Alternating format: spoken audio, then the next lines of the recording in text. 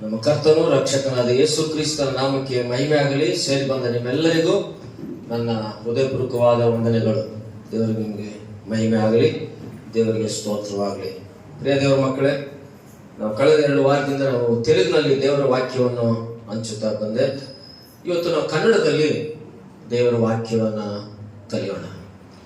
ಪರಿಶುದ್ಧಾತ್ಮನ ಸಹಾಯದಿಂದ ನಾವು ದೇವರ ವಾಕ್ಯವನ್ನು ಕೇಳುವುದಕ್ಕೂ, ಪರಿಶುದ್ಧಾತ್ಮನ ಸಹಾಯದಿಂದ ದೇವರ ವಾಕ್ಯವನ್ನು ಹೇಳುವುದಕ್ಕೂ ಮತ್ತು ಪರಿಶುದ್ಧಾತ್ಮನ ಸಹಾಯದಿಂದ ನಿಮ್ಮ ಜೀವಿತದಲ್ಲಿ ದೇವರ ವಾಕ್ಯ ಕೆಲಸ ಮಾಡುವುದಕ್ಕೂ ಕರ್ತನು ತಾನೇ ನಮಗೆ ಸಹಾಯ ಮಾಡಲಿ.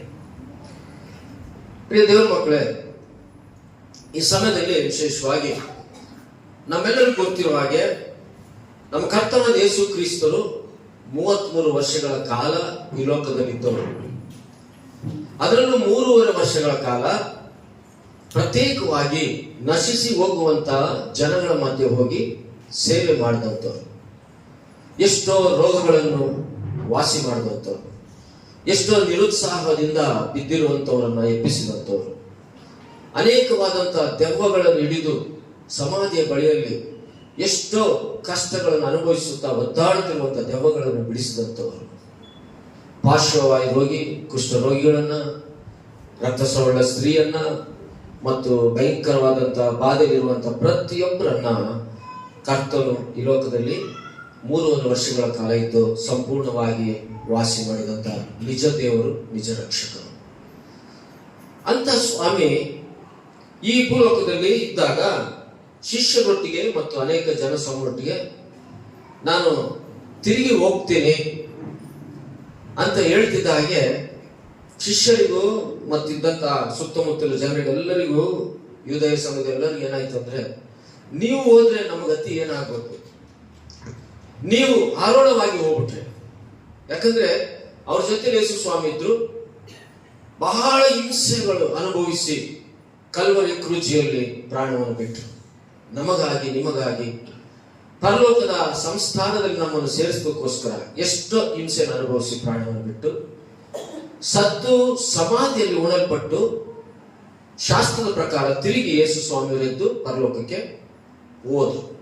ಹೋಗುವಂತ ಸಮಯದಲ್ಲೂ ಸಹ ಎಲ್ಲರಿಗೂ ಆಶ್ಚರ್ಯವಾಯಿತು. ಅಯ್ಯ, ನೀವು ನಮ್ಮನ್ನು ಬಿಟ್ಟು ಹೋದ್ರೆ ನಮ್ಮ ಪರಿಸ್ಥಿತಿ ಹೇಗೆ ಅನ್ನೋ ಆಲೋಚನೆಗಳು ಶಿಷ್ಯರಿಗೆಲ್ಲ ಬಂತು. ಪ್ರಜೆಗಳೆಲ್ಲ ಬಾಯಿ ಪಡ್ಕೊಂತ ಇದ್ದಾರೆ. ಯೇಸು ಸ್ವಾಮಿ ಹೇಳಿದ್ರು, ನಾನು ಬಿಟ್ಟು ಹೋದ್ರೆ ನಿಮ್ಗೆ ಇನ್ನೂ ಒಳ್ಳೇದು. ನನ್ನ ಮಾತು, ನಾನು ಬಿಟ್ಟು ಹೋದ್ರೆ ನಿಮ್ಗೆ ಇನ್ನೂ ಒಳ್ಳೇದು, ನನಗಿಂತ ಶ್ರೇಷ್ಠವಾದಂತವ್ರು ನಿನ್ನ ಜೊತೆಲಿ ಇರ್ತಾರೆ, ನೀವು ಎದುರೋದು ಬೇಕಾಗಿಲ್ಲ. ಆ ರೀತಿ ಅಂದಾಗ ಇವರಿಗೆ ತಳಗಳಾಗುತ್ತೆ. ಸ್ವಾಮಿ, ನಿನಗಿಂತ ಶ್ರೇಷ್ಠವಾದವರು, ನೀವು ನಮ್ಮ ಜೊತೆಲಿ ಇದು ಅದ್ಭುತ ಮಾಡಿದವರು, ಸತ್ತು ಹೋದಂತ ಲಾಜರನ್ನು ಎಬ್ಬಿಸಿದಂಥವ್ರು, ವಿಧವೆಯ ತಾಯಿಗೆ ಒಬ್ಬನೇ ಮಗನು ಚಟ್ಟದ ಮೇಲೆ ಮಲಗಿಸಿ ಸಮಾಧಿ ಹತ್ರ ಕರ್ಕೊಂಡು ಹೋಗ್ಬೇಕಾದ್ರೆ ಆ ಚಟ್ಟದ ಮೇಲೆ ಇದ್ದಂತ ಒಬ್ಬನೇ ಮಗನನ್ನು ಎಬ್ಬಿಸಿ ಕಣ್ಣೀರಿಟ್ಟಂತ ಆ ವಿಧವೆ ತಾಯಿಗೆ ಒಪ್ಪಿಸಿದಂತ ಇಷ್ಟು ಎಲ್ಲ ಅದ್ಭುತಗಳು ನೋಡಿದಂಥವ್ರು, ನೀವು ನಮ್ಮನ್ನು ಬಿಟ್ಟು ಹೋದ್ರೆ ಹೇಗಪ್ಪ? ನಿಜನಲ್ವಾ? ಅನೇಕ ಸಾರಿ ಮನುಷ್ಯನ ಜೀವಿತದಲ್ಲೂ ಅಷ್ಟೇ, ಮನುಷ್ಯ ಅನೇಕ ಸಾರಿ ಬಹಳ ಚಿಂತೆ ಪಡ್ತಾರೆ. ಮನೆಯಲ್ಲಿ ಅನೇಕ ದೊಡ್ಡವರಿದ್ದಾಗ, ಸತ್ತೋದಾಗ ಬಹಳ ಚಿಂತೆ ಮಾಡ್ತಾರೆ. ಅಯ್ಯೋ, ಅವ್ರು ಬಿಟ್ಟೋದ್ರು, ನಮ್ಮ ಪರಿಸ್ಥಿತಿ ಹೇಗೆ? ಅವರಿದ್ದಾಗ ನಮ್ಗೆ ಎಷ್ಟೋ ಆಶ್ರಯ ಆಗ್ತಿತ್ತು, ಎಷ್ಟೋ ಆಲೋಚನೆಗಳಿತ್ತು. ಈ ರೀತಿಯಾದಂಥ ಆಲೋಚನೆಗಳು ಮಾನವನ ಜೀವಿತದಲ್ಲಿ ಖಂಡಿತವಾಗಿ ಬರುತ್ತೆ. ಹಾಗೆ ಯೇಸು ಸ್ವಾಮಿ ಅವರು ಏನಂದ್ರು, ಅವ್ರಿಗೆ ನಾನು ಬಿಟ್ಟೋಗೋದ್ರಿಂದ ನಿಮಗೆ ತುಂಬಾ ಒಳ್ಳೇದು. ಯಾಕಂದ್ರೆ ಯೇಸು ಸ್ವಾಮಿ ಈ ಲೋಕದಲ್ಲಿ 3.5 ವರ್ಷಗಳ ಕಾಲ ಸುವಾರ್ಥ ಸೇವೆಯಲ್ಲಿ ಇದ್ದಾಗ ಅವದೊಂದು ಲಿಮಿಟ್ ಅಷ್ಟೇ. ಏನದು? ತಂದೆಯ ಚಿತ್ತ. 3 ವರ್ಷಗಳ ಕಾಲ ಸುವಾರ್ಥ ಸೇವೆಯಲ್ಲಿ. ಒಟ್ಟು ಅವರು ಬದುಕಿದ ವಯಸ್ಸು 33 ವರ್ಷ. 30 ವರ್ಷ ಕುಟುಂಬದ ಜೊತೆಯಲ್ಲಿದ್ದು ಅವರು ಬಳಿಗೆ ಕೆಲಸ ಮಾಡ್ಕೊಂಡು ಜೀವಿಸುತ್ತಿದ್ದಂಥವ್ರು.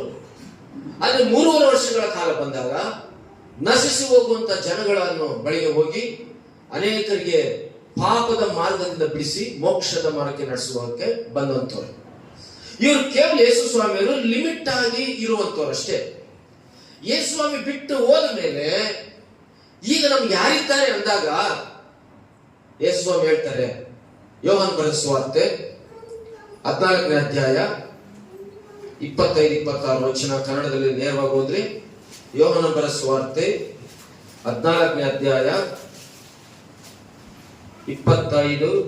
ಈ ಮಾತುಗಳನ್ನು ನಾನು ಇಂದು ನಿಮ್ಮ ಬಳಿಯಲ್ಲಿರುವಾಗ ನಿಮಗೆ ಹೇಳಿದ್ದೇನೆ. ಆದರೆ ಆ ಸಹಾಯಕನು, ಅಂದರೆ ನನ್ನ ಹೆಸರಿನಲ್ಲಿ ತಂದೆಯು ಕಳುಹಿಸಿಕೊಡುವ ಪವಿತ್ರಾತ್ಮನೇ ನಿಮಗೆ ಎಲ್ಲವನ್ನು ಉಪದೇಶಿಸಿ ನಾನು ನಿಮಗೆ ಹೇಳಿದ್ದನ್ನೆಲ್ಲ ನಿಮ್ಮ ನೆನಪಿಗೆ ತರುವನು. ಕೇಳಿ, ಯೇಸು ಸ್ವಾಮಿ ಬದುಕಿದಾಗ ಎಷ್ಟೋ ಸಲ ಎಚ್ಚರಿಸ್ತಾ ಇದ್ದಾರೆ. ಈಗ ನಾನು ಹೋಗ್ತಿದ್ದೀನಿ ಪರಲೋಕಕ್ಕೆ, ನಿಮಗೆ ತಂದೆಯಿಂದ ಯಾರು ಬರ್ತಾರೆ? ಕಳಿಸಿಕೊಡುವಂತ ಪವಿತ್ರಾತ್ಮನು ನಿಮಗೆ ಎಲ್ಲವನ್ನು ಉಪದೇಶಿಸ್ತಾರೆ. ಓಕೆ, ಈಗ ನಾವು ಮುಖ್ಯವಾದಂತ ವಿಷಯಗಳನ್ನ ಬಹಳ ಗಮನವಿಟ್ಟು ಕೇಳೋಣ. ಕ್ರಿಸ್ತನನ್ನು ನಂಬಿರುವಂತ ನಮ್ಗೆ ಈಗ ಯೇಸು ಸ್ವಾಮಿ ಯಾರು ನಾವು ನೋಡಿದ್ದೀರಾ? ಆದ್ರೆ ಯೋಹಾನ ಸುವಾರ್ತೆಯಲ್ಲಿ ನಾವು ಬಂದಾಗ ನಿಕೋದೇಮನ ಬಳಿ ಹೇಳ್ಬೇಕಾದ್ರೆ ನೀನು ಆತ್ಮದಿಂದ ಹುಟ್ಟಬೇಕು ಎಂಬುದಾಗಿ ಹೇಳ್ತಾರೆ. ಯೇಸು ಸ್ವಾಮಿ ಲೋಕದಲ್ಲಿ ಹೋಗುವಾಗ ಪವಿತ್ರಾತ್ಮನು ನಿಮಗೆ ಸಹಾಯಕನಾಗಿ ಬರ್ತಾನೆ ಎಂಬುದಾಗಿ ಹೇಳಿದ್ದಾರೆ. ನಾವು ಅನೇಕ ಪುಸ್ತಕದಲ್ಲಿ ನೋಡಬೇಕಾದ್ರೆ ಬೈಬಲ್ ಅಲ್ಲಿ ಪವಿತ್ರಾತ್ಮನು ನಮಗೆ ಸಹಾಯಕನಾಗಿದ್ದಾನೆ. ಪವಿತ್ರಾತ್ಮ ದೇವರು ಯಾರೂ ನೋಡಿಲ್ಲ, ಯೇಸು ಸ್ವಾಮಿನೂ ಯಾರು ನೋಡಿಲ್ಲ, ತಂದೆ ಯೆಹೋವನನ್ನು ಯಾರು ನೋಡಿಲ್ಲ. ಈ ತ್ರಿಯೇಕ ದೇವರು, ಪವಿತ್ರಾತ್ಮ ದೇವರು ನಮ್ಮೊಟ್ಟಿಗೆ ಆತ ನಿವಾಸ ಮಾಡುವುದಕ್ಕೆ ಈ ಲೋಕದಲ್ಲಿ ದೇವರೇ ನಮ್ಮೊಟ್ಟಿಗೆ ಕಳಿಸಿಕೊಟ್ಟರು. ಯಾಕಂದ್ರೆ ಯೇಸು ಸ್ವಾಮಿ ಏನ್ ಮಾಡ್ತಾರೆ ಹೇಳಿ, ಮನುಷ್ಯರ ಜೊತೆ ಆಗಾಗ ಇರ್ತಾ ಇದ್ರು. ಯೇಸು ಸ್ವಾಮಿಯವರು ಸಭೆಯೊಳಗೆ ಹೋಗಿ ಮಾತಾಡ್ತಾ ಇದ್ರು. ಯೇಸು ಸ್ವಾಮಿ ಇದ್ದಾಗ ಯೇಸು ಸ್ವಾಮಿಯವರು ಅನೇಕವಾದಂತಹ ಬಿಡುಗಡೆಯನ್ನು ಮಾಡ್ತಿದ್ರು. ಇದು ಮನುಷ್ಯನ ಜೊತೆಲಿದ್ದಂತ. ಆದ್ರೆ ಮನುಷ್ಯನ ಒಳಗೆ ಅರ್ಥ ಮಾಡ್ಕೊಳ್ರಿ, ಮನುಷ್ಯನ ಒಳಗೆ ಯಾರಿರ್ತಾರೆ? ಪರಿಶುದ್ಧಾತ್ಮ ದೇವರು ಇರ್ತಾರೆ. ಮನುಷ್ಯನ ಜೊತೆಲಿ ಯೇಸು ಸ್ವಾಮಿ ಇದ್ರು, ಮನುಷ್ಯನ ಒಳಗೆ ಶಾಶ್ವತವಾಗಿ ಪರಿಶುದ್ಧಾತ್ಮ ದೇವರು ಇರ್ತಾರೆ. ಯಾರಿಗೆ? ಪೇದರ ಮಕ್ಕಳೇ. ಅದಕ್ಕೆ ಬೈಬಲ್ ನಾವು ಗಮನಿಸಬೇಕಾದ್ರೆ ಒಬ್ಬ ಮನುಷ್ಯನ ಜೀವಿತದಲ್ಲಿ ಈ ಪರಿಶುದ್ಧಾತ್ಮನು ಇರಬೇಕಾದ್ರೆ ಆ ಮನುಷ್ಯನ ಹೇಗಂದ್ರೆ ಆತನನ್ನು ತನ್ನ ಪಾಪಗಳನ್ನು ಒಪ್ಪಿಕೊಂಡಿರ್ಬೇಕು. ತನ್ನ ಪಾಪಗಳನ್ನು ಒಪ್ಪಿಕೊಂಡು ಪಾಪವನ್ನು ಬಿಡಬೇಕು.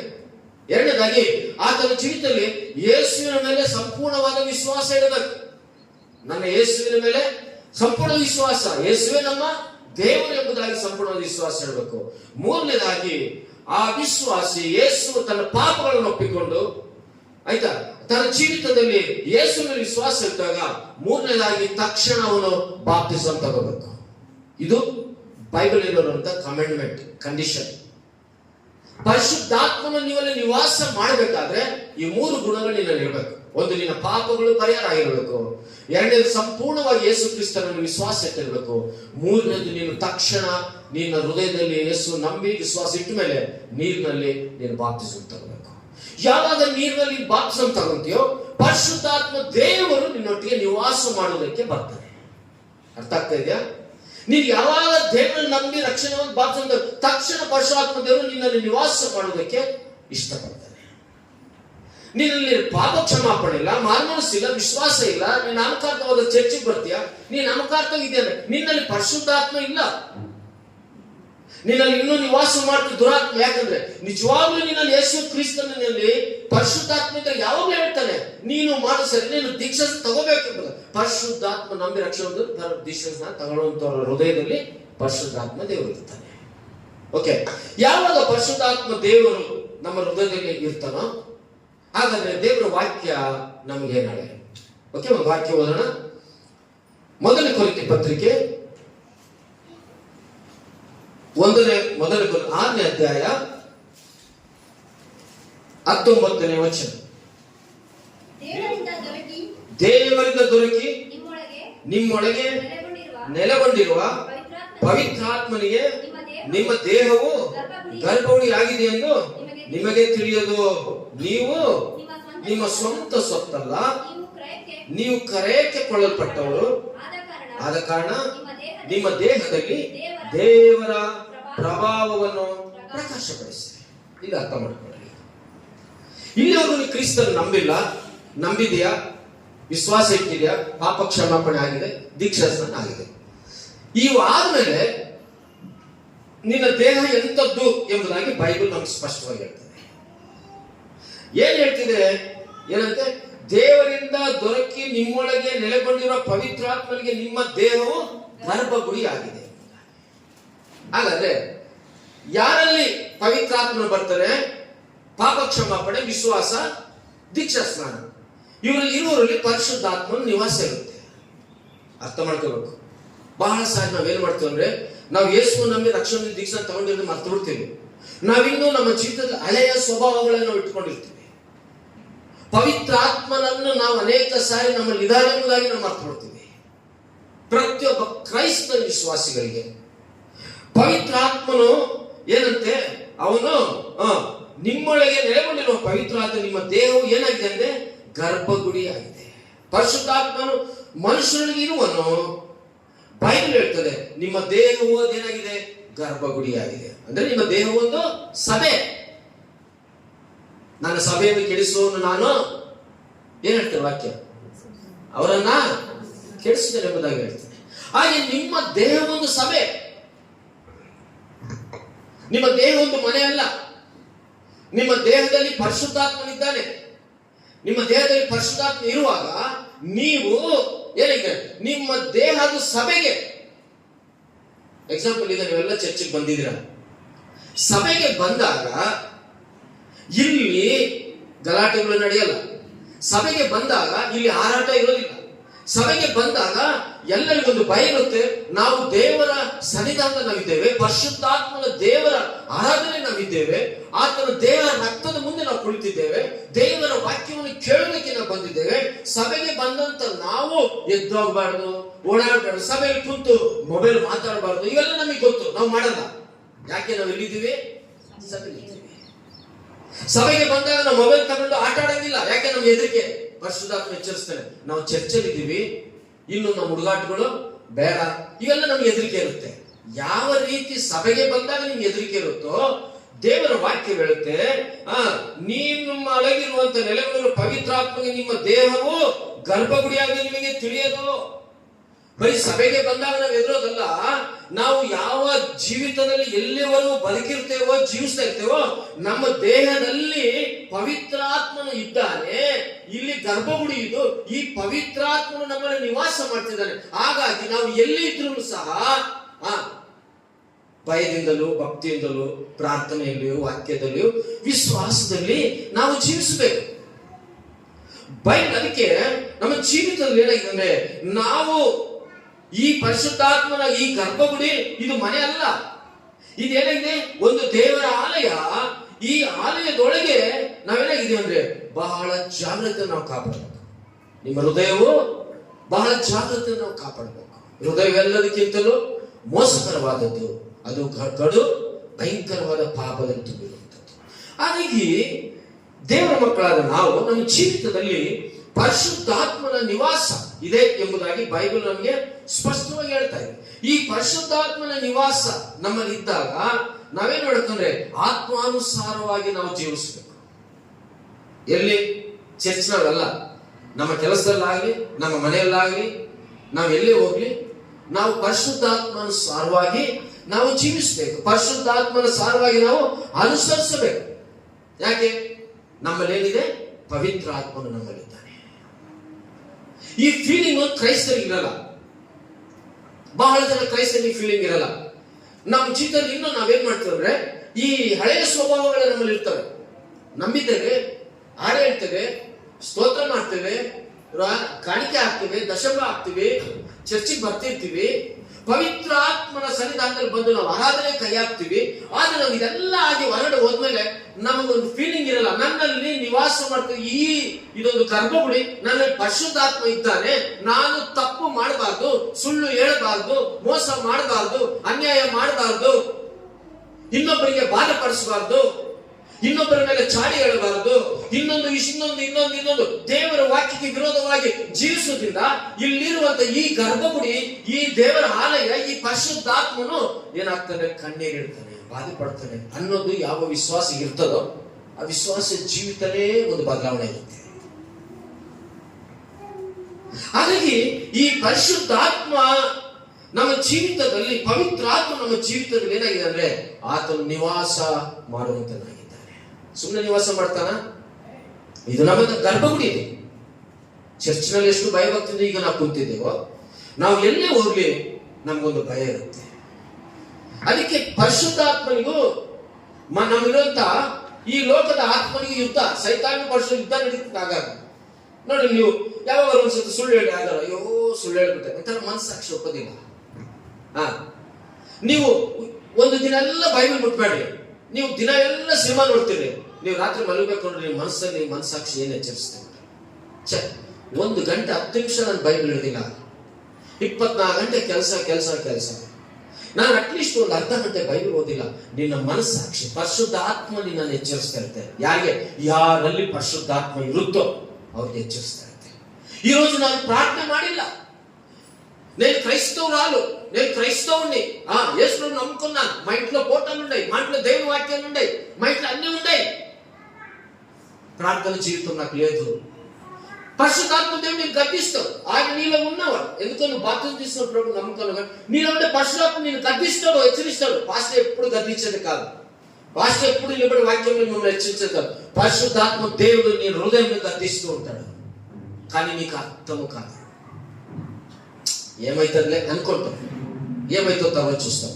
ఓకే, ఎఫెసీ పత్రిಕೆ 1ನೇ ಅಧ್ಯಾಯ, ಎಫೆಸಿ ಪತ್ರಿಕೆ 1ನೇ ಅಧ್ಯಾಯ.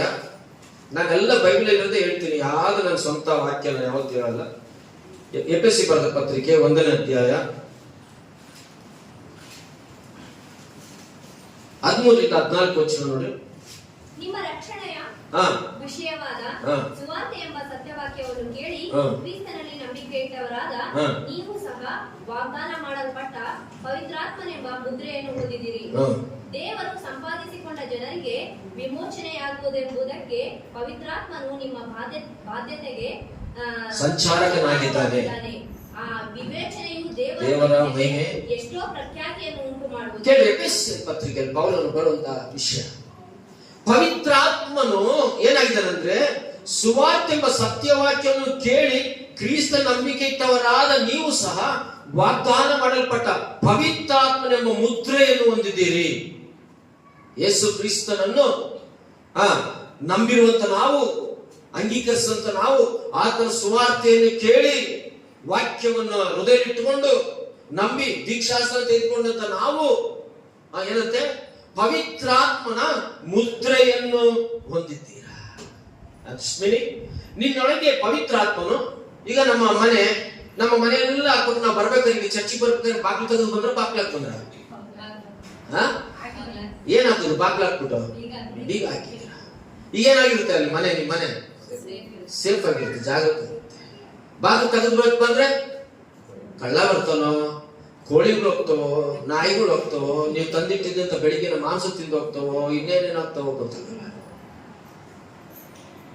ಏನ್ರಿ, ಜಾಗ್ರತೆ ಇಲ್ದಲೆ ನೀನು ಬೀಗ ಹಾಕಿಲ್ಲ. ನಿಮ್ಮ ಜೀವಿತದಲ್ಲಿ ನೀವು ಜಾಗೃತೆಗಿರೋದಕ್ಕೋಸ್ಕರ ನಾವು ಯೇಸು ಕ್ರಿಸ್ತನನ್ನು ಸುವಾರ್ತೆಯನ್ನು ಕೇಳಿ, ರಕ್ಷಣೆ ವಿಷಯದಲ್ಲಿ ಸುವಾರ್ತೆ ಸತ್ಯವನ್ನು ಕೇಳಿ ಕ್ರಿಸ್ತ ನಂಬಿರುವಂತ ನಾವು ವಾಗ್ದಾನ ಮಾಡಿದಂತ ದೇವರು ಪವಿತ್ರಾತ್ಮನ ಮುದ್ರೆಯನ್ನು ಹಾಕಿದ್ದಾನೆ.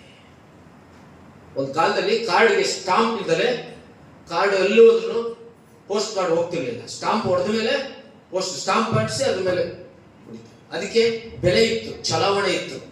ಹಂಗೆ ಇಲ್ಲಿರುವಂತ ನಾವು ಏನು ಸಾಮಾನ್ಯ ಕ್ರೈಸ್ತರು ಅಲ್ಲ, ನಾವು ನಮ್ಮಲ್ಲಿ ಪರಿಶುದ್ಧಾತ್ಮನ ನಿವಾಸ ಮಾಡುವಂತ ಕ್ರೈಸ್ತರು ನಾವು. ನಮ್ಗೊಬ್ಬ ಇದ್ದಾನೆ, ಸಹಾಯಕನಿದ್ದಾನೆ. ಯೇಸು ಕ್ರಿಸ್ತ ತಂದೆ ಬಲಭಾಷೆ ಕುಂತು ವಿಜ್ಞಾಪನೆ ಮಾಡ್ತಿದ್ದಾನೆ. ಈ ಪವಿತ್ರಾತ್ಮ ದೇವರು ನಮಗೆ ಸಹಾಯಕನು. ಬಹಳ ಸಾರಿ ನಾವೇನ್ ಮಾಡ್ತೀವಿ, ಅಯ್ಯೋ ನಮ್ಗೆ ಎಲ್ಲಿದ್ದಾನೆ ದೇವರು ಅಂತ. ದೇವರಿಲ್ಲ ಇದ್ದಾನೆ. ಅದಕ್ಕೆ ಹೇಳ್ತಾನೆ, ನಿನ್ನ ಹೃದಯವೇ ದೇವರ ಆಲಯ. ನಿನ್ನ ಹೃದಯದಲ್ಲಿ ದೇವರಿದ್ದಾನೆ, ನಿನ್ನ ಹೃದಯವೇ ದೇವರ ಆಲಯ. ಈ ಆಲಯದಲ್ಲಿ ಕಲ್ಮಶ ಇರಬಾರ್ದು. ಈ ಆಲಯದಲ್ಲಿ ದೇವರಿಗೆ ಮಹಿಮೆ ಪಡಿಸುವಂತ ಇರಬೇಕು. ಈ ಆಲಯದಿಂದ ಮಾತೆತ್ತಿದ್ರೆ ಬರೀ ಸುಳ್ಳು, ಮಾತೆತ್ತಿದ್ರೆ ಬರೀ ಕೋಪ, ಮಾತೆತ್ತಿದ್ರೆ ಬರೀ ಅಸೂಯೆ, ಮಾತೆತ್ತಿದ್ರೆ ಬರೀ ಈ ಆಲಯದಲ್ಲಿ ಇರಬಾರ್ದು. ಯಾಕೆ? ನೀನು ಯೇಸು ಕ್ರಿಸ್ತ ನಂಬಿದ್ಯಾ, ರಕ್ಷಣೆ ಹೊಂದಿದ್ಯಾ, ಬಾಪ್ತಿಸಂ ತೆಗೆದುಕೊಂಡಿದ್ಯಾ, ನೀನು ದೇವರ ವಾಕ್ಯದಲ್ಲಿ ಪ್ರಾರ್ಥನೆಯಲ್ಲಿ ನೆಲೆಗೊಂಡಿದ್ರೆ ಈ ಆಲಯ ಪವಿತ್ರವಾಗಿರುತ್ತೆ. ನೀನು ಯಾರು ಏನು ಹೇಳಿದ್ರೆ ಅದು ನಡೀತದೆ. ಪವಿತ್ರಾತ್ಮನು ಇರುವಂತವನು ಒಬ್ಬ ಮನುಷ್ಯನನ್ನು ನೋಡಿದಾಗಲೇ ಒಬ್ಬ ಮನುಷ್ಯನ ಮುಖದಲ್ಲಿ ಇರುವಂತ ಭಾವನೆಗಳನ್ನ ಕಂಡುಹಿಡಿತಾನೆ. ಪರಿಶುದ್ಧಾತ್ಮ ಇರುವಂತವನು ಅವನ ಮಾತಿನಲ್ಲಿ ಎಂತ ಆಲೋಚನೆ ಇವೆ ಎಂಬುದಾಗಿ ಕಂಡುಹಿಡ್ತಾನೆ. ಪವಿತ್ರಾತ್ಮನಂತ ನಿವಾಸ ಮಾಡುವಂತ ಪವಿತ್ರ ಇರುವಂತವನು ಇವರು ಮೋಸಗಾರ, ಇವರು ಸುಳ್ಳುಗಾರ, ಇವರ ಮೇಲೆ ಏನು, ಇವರು ಒಳಗೆ ಏನಿದೆ ಎಂಬುದಾಗಿ ಕಂಡುಹಿಡ್ತಾನೆ. ಎಷ್ಟೋ ವಿಷಯಗಳು ಬೈಬಲಲ್ಲಿ ಅದಕ್ಕೆ ಉತ್ತರ ಇದೆ. ಹಾಗಾಗಿ ನಾನು ನೀವು ಪ್ರಿಯ ದೇವರ ಮಕ್ಕಳೇ ಪವಿತ್ರಾತ್ಮನ ಮುದ್ರೆಯನ್ನು ಹಾಕಿಕೊಂಡಿದ್ದೇವೆ. ದೇವರು ಸಂಪಾದಿಸಿಕೊಂಡ ಜನರಿಗೆ ವಿಮೋಚನೆ ಆಗಬೇಕೆಂದು ಪವಿತ್ರಾತ್ಮ ನಮ್ಮ ಬಾಧ್ಯತೆಗೆ ಸಂಚಕಾರನಾಗಿದ್ದಾನೆ. ಏನಂತೆ? ಪವಿತ್ರಾತ್ಮ ಏನಾಗಿದ್ದಾನೆ? ಸಂಚಕಾರನ. ಇಂಗ್ಲಿಷ್ ಭಾಷೆಯಲ್ಲಿ ಅಥವಾ ಬೇರೆ ನೋಡೋಕೆ ಗ್ಯಾರಂಟಿ. ಯೇಸು ಕ್ರಿಸ್ತನು ಬಂದು 3.5 ವರ್ಷಗಳ ಕಾಲ ಇದ್ದು ಹೋಗ್ಬಿಟ್ರು. ಬಟ್ ಪವಿತ್ರಾತ್ಮನು ಹೋಗಲ್ಲ. ಬಹಳ ಅರ್ಥ ಮಾಡ್ಕೊಂಡ್ರು ವಾಕ್ಯ. ಅವ್ರು ಬಂದು ಕೆಲಸ ತಂದೆ ಚಿತ್ತ ನೆರವೇರಿಸಿದ್ರು. ಸಕಲ ಜನಗಳ ಪಾಪ ನಿವಾರಣೆ ಮಾಡೋದಕ್ಕೋಸ್ಕರ, ಜಾತಿ ಮತ ಭೇದ ಕುಲ ಇಲ್ಲದಂತೆ ಎಲ್ಲ ಮಾನವರಿಗೋಸ್ಕರ ಯೇಸು ಕ್ರಿಸ್ತನು 2024 ವರ್ಷಗಳ ಹಿಂದೆ ಆ ಕಲ್ವರಿ ಕ್ರೂಜಲ್ಲಿ ತನ್ನ ಪ್ರಾಣವನ್ನು ಕೊಟ್ಟು ನಿನ್ನನ್ನು ಮೋಕ್ಷಕ್ಕೆ ಸೇರಿಸೋದಕ್ಕೋಸ್ಕರ, ನಿಮ್ಮನ್ನು ಆತನ ಮಕ್ಕಳಾಗಿಸೋದಕ್ಕೋಸ್ಕರ, ನಿಮ್ಮ ಹೃದಯವೇ ದೇವರ ಆಲಯವಾಗಿ ಇರಬೇಕೆಂಬುದಕ್ಕೋಸ್ಕರ, ನಿಮ್ಮ ಹೃದಯದಲ್ಲಿ ಪವಿತ್ರಾತ್ಮನ ಮುದ್ರೆಯನ್ನು ಹಾಕಬೇಕೆಂಬುದಕ್ಕೋಸ್ಕರ ಯೇಸು ಸ್ವಾಮಿ 3 ವರ್ಷಗಳ ಕಾಲ ಇದ್ದು ಅವರು ಈ ಲೋಕ ಬಿಟ್ಟು ಹೋದರು. ಸತ್ತು ಸಮಾಜದಿಂದ ಎತ್ತು ಅವ್ರು ಪರ್ಮನೆಂಟ್ ಆಗಲು ಬಿಟ್ಟೋದ್ರು. ಈಗ ತಂದೆಯಾದ ದೇವರು, ಪರಿಶುದ್ಧಾತ್ಮ ದೇವರು, ತ್ರಿಯೇಕ ದೇವರು ಈಗ ನಮ್ಮಲ್ಲಿ ಗ್ಯಾರಂಟಿ ಸಂಚಾಲಕನು ಅಂದ್ರೆ ಆತನು, ತೆಲುಗು ಅದೇ ಮಾತಾಡೋದು, ಸಂಚಾಲಕನು ಆತನು ಯಾವಾಗಲೂ ಇರುವ ಆತನು. ಎಲ್ಲಿರುವ ಆತನು? ನಿನ್ನ ಹೃದಯದಲ್ಲಿರುವ ಆತನು.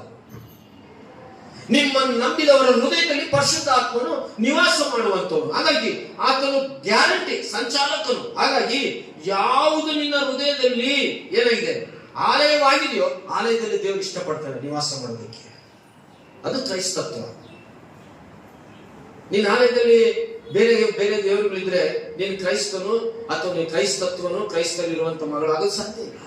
ನಿನ್ನ ಆಲಯದಲ್ಲಿ ನಾನೊಬ್ಬನೇ ದೇವರು, ನಾನಲ್ಲದೆ ಬೇರೆ ದೇವರು ನಿಮಗೆ ಇರಲ್ಲ ಅಂತ. ನಾನೇ ಎಂಬುದಾಗಿ ಹೇಳಿದಂತ ದೇವರು ನಿನ್ನ ಹೃದಯದಲ್ಲಿ ಇರಬೇಕು. ನೀನು ಅಂಗೀಕರಿಸಿರ್ಬೇಕು. ಯಾವಾಗ ನೀನು ನಂಬ್ತೀವಿ ಆವಾಗಲೇ ಪರಿಶುದ್ಧಾತ್ಮ ದೇವರು ಅದನ್ನ ಆತನು ಯಾವಾಗಲೂ ನಮ್ಮ ಜೊತೆಯಲ್ಲಿ ನಿತ್ಯವೂ ಇರುವಂತವನು. ಅದೇ ವಾಕ್ಯ. ಸಂಚಾರಕನಂದ್ರೆ ನಿತ್ಯವೂ ಇರುವಂತವನು. ಆತನು ಎಲ್ಲೂ ಹೋಗೋದಿಲ್ಲ. ಅದಕ್ಕೆ ಏನಾಕಿದ್ದಾನೆ? ಏನು ಓದಿಸ್ತಾವಲೆ? ಮುದ್ರೆ ಹಾಕಿದ್ದಾನೆ. ಪರಿಶುದ್ಧಾತ್ಮ ದೇವರು ನಿನ್ನಿಂದ ಬಿಟ್ಟು ಹೋಗೋದಕ್ಕೆ ಸಾಧ್ಯ ಇಲ್ಲ. ಬಿಟ್ಟು ಹೋಗುತ್ತದೆ ಯಾವಾಗಂತ ಮುಂದೆ ಹೇಳ್ತೇನೆ. ಪರಿಶುದ್ಧಾತ್ಮ ದೇವರಿಂದ ಬಿಟ್ಟು ಹೋಗೋದಕ್ಕೆ ಸಾಧ್ಯ ಇಲ್ಲ. ಅದು ಮುದ್ರೆ ಹಾಕಿಸ್ತಾರೆ.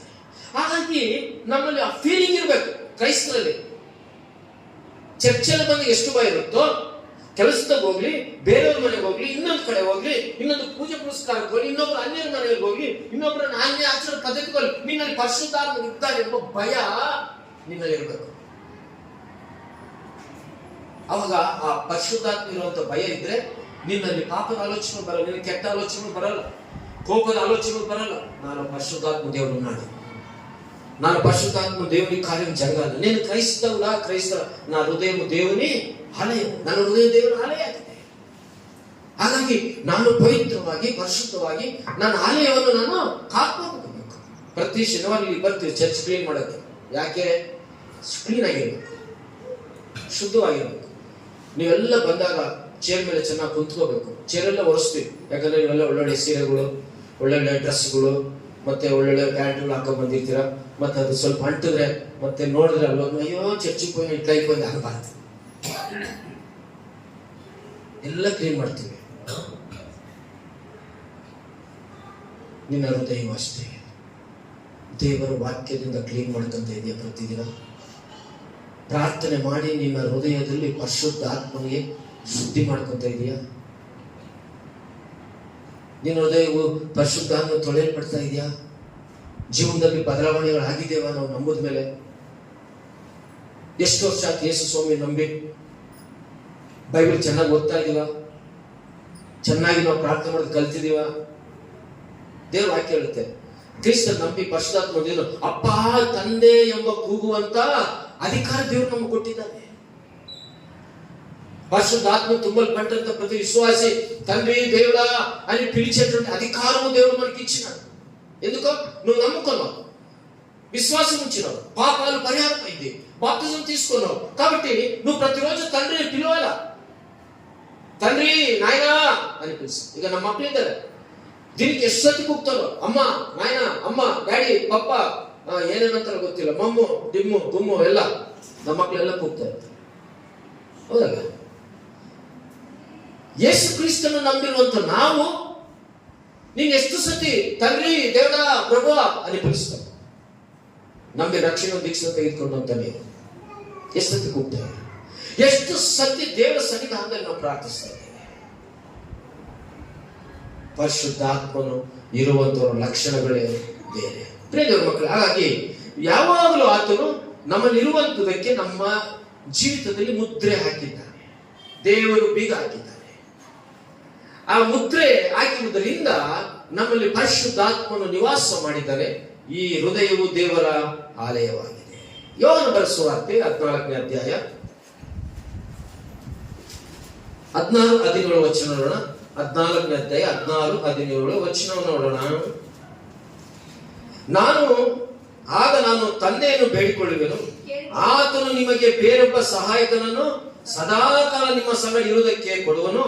ಆ ಸಹಾಯಕನು ಯಾರೆಂದರೆ ಸತ್ಯದ ಆತ್ಮನೇ.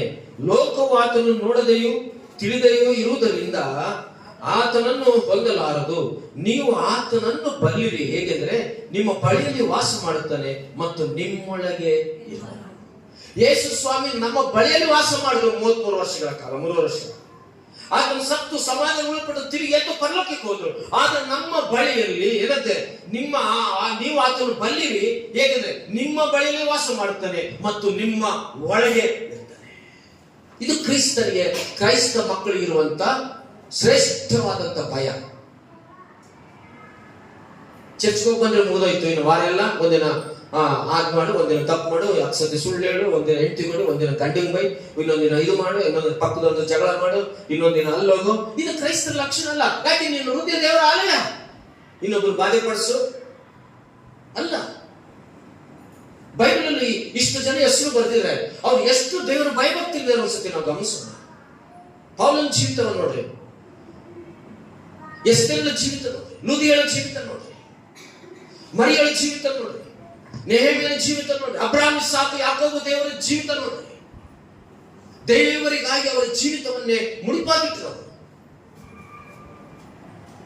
ಪರಿಶುದ್ಧಾತ್ಮನ ಶಕ್ತಿಯಿಂದ ತುಂಬಲ್ಪಟ್ಟವರು ಅವರು, ಪರಿಶುದ್ಧಾತ್ಮ ತುಂಬಲ್ಪಟ್ಟು. ಅದಕ್ಕೆ ದೇವರ ವಾಕ್ಯ ಏನಂದ್ರೆ 17 ವರ್ಷದಲ್ಲಿ ನಿಮಗೆ ಒಬ್ಬ ಸಹಾಯಕನು ಸತ್ಯದ ಆತ್ಮನು, ಲೋಕವಾತನು ನೋಡದೆಯೂ ತಿಳಿದಿರುವುದರಿಂದ ಆತನನ್ನು ಹೊಂದಲಾರರು. ಲೋಕದವರಿಗೆ ಇದು ಬರಲ್ಲ, ಅದೊಂದು ಜ್ಞಾಪಕ. ಲೋಕದವರಿಗೆ ಪರಿಶುದ್ಧಾತ್ಮ ಬರಲ್ಲ. ಯಾಕೆ? ಅವ್ರಿಗೆ ರಕ್ಷಣೆ ಇಲ್ಲ, ಅವ್ರಿಗೆ ಮಾನ್ಮನಸ್ಸು ಇಲ್ಲ, ಅವ್ರಿಗೆ ಸತ್ಯ ದೇವರಂದ್ರೆ ಇಷ್ಟ ಇಲ್ಲ.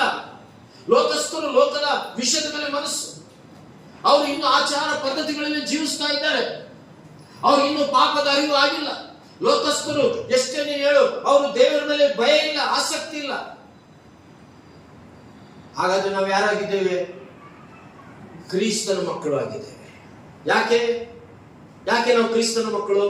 ಪ್ರಾರಂಭದಲ್ಲಿ ಹೇಳಿದ 3 ವಿಷಯ. ಒಂದು, ನಿನ್ನ ಪಾಪಗಳನ್ನು ನೀನು ಒಪ್ಕೊಂಡಿದೀಯಾ, ನೀನು ಮತ್ತೆ ಪಾಪ ಮಾಡಬಾರ್ದು. ಎರಡನೇದು ನೀನು ವಿಶ್ವಾಸ, ದೇವರ ಮೇಲೆ ಯಾವಾಗಲೂ ವಿಶ್ವಾಸ ಇಟ್ಟಿರ್ಬೇಕು, ವಿಶ್ವಾಸದಲ್ಲಿ ನೀನು ಜೀವಿಸಬೇಕು. 3ನೇದು ನೀನು ಬಾಪ್ತಿಸಂ ಆಗಿರಬೇಕು. ಇಂಥವರಿಗೆ ಏನಾಗುತ್ತದೆ? ಪರಿಶುದ್ಧ ಆತ್ಮನ ಸಹವಾಸ ಇರುತ್ತೆ. ಲೋಕವು ಆತನನ್ನು ನೋಡದೆ, ಲೋಕದವ್ರು ಗೊತ್ತಿಲ್ಲ. ನೀನ್ ಲೋಕದವ್ರ ಹತ್ರ ಏನ್ ಮಾಡಿದ್ರು ಪವಿತ್ರಾತ್ಮ ಇಲ್ಲ. ಯಾಕೆ? ಪವಿತ್ರಾತ್ಮ ಇರುವಂತದ್ದು ನಮ್ಮಲ್ಲಿ, ಕ್ರಿಸ್ತನ ಅಂಗೀಕರಿಸ್ತದೆ. ಹಾಗೆ ನಾವೇನಂದ್ರೆ ಇದರಿಂದ ಆತನನ್ನು ಹೊಂದಲಾರದು, ಲೋಕವನ್ನು ಹೊಂದೋಕ್ ಸಾಧ್ಯ ಇಲ್ಲ. ನಮ್ಮಲ್ಲೂ ಅಷ್ಟೇ ಎಷ್ಟೋ ಜನ ಇನ್ನು ನೀವು ರಕ್ಷಣೆ ಆಗಿಲ್ಲ, ನಿಮ್ಮಲ್ಲಿ ಪರಿಶುದ್ಧಾತ್ಮ ಇರೋಕ್ ಸಾಧ್ಯ ಇಲ್ಲ. ಎಷ್ಟೋ ಜನ ನಿಮಗೆ ಬಾಪ್ತಿಸಂ ಇಲ್ಲ, ನಿಮ್ಮಲ್ಲಿ ಪರಿಶುದ್ಧಾತ್ಮ ಇರೋಕೆ ಸಾಧ್ಯ ಇಲ್ಲ.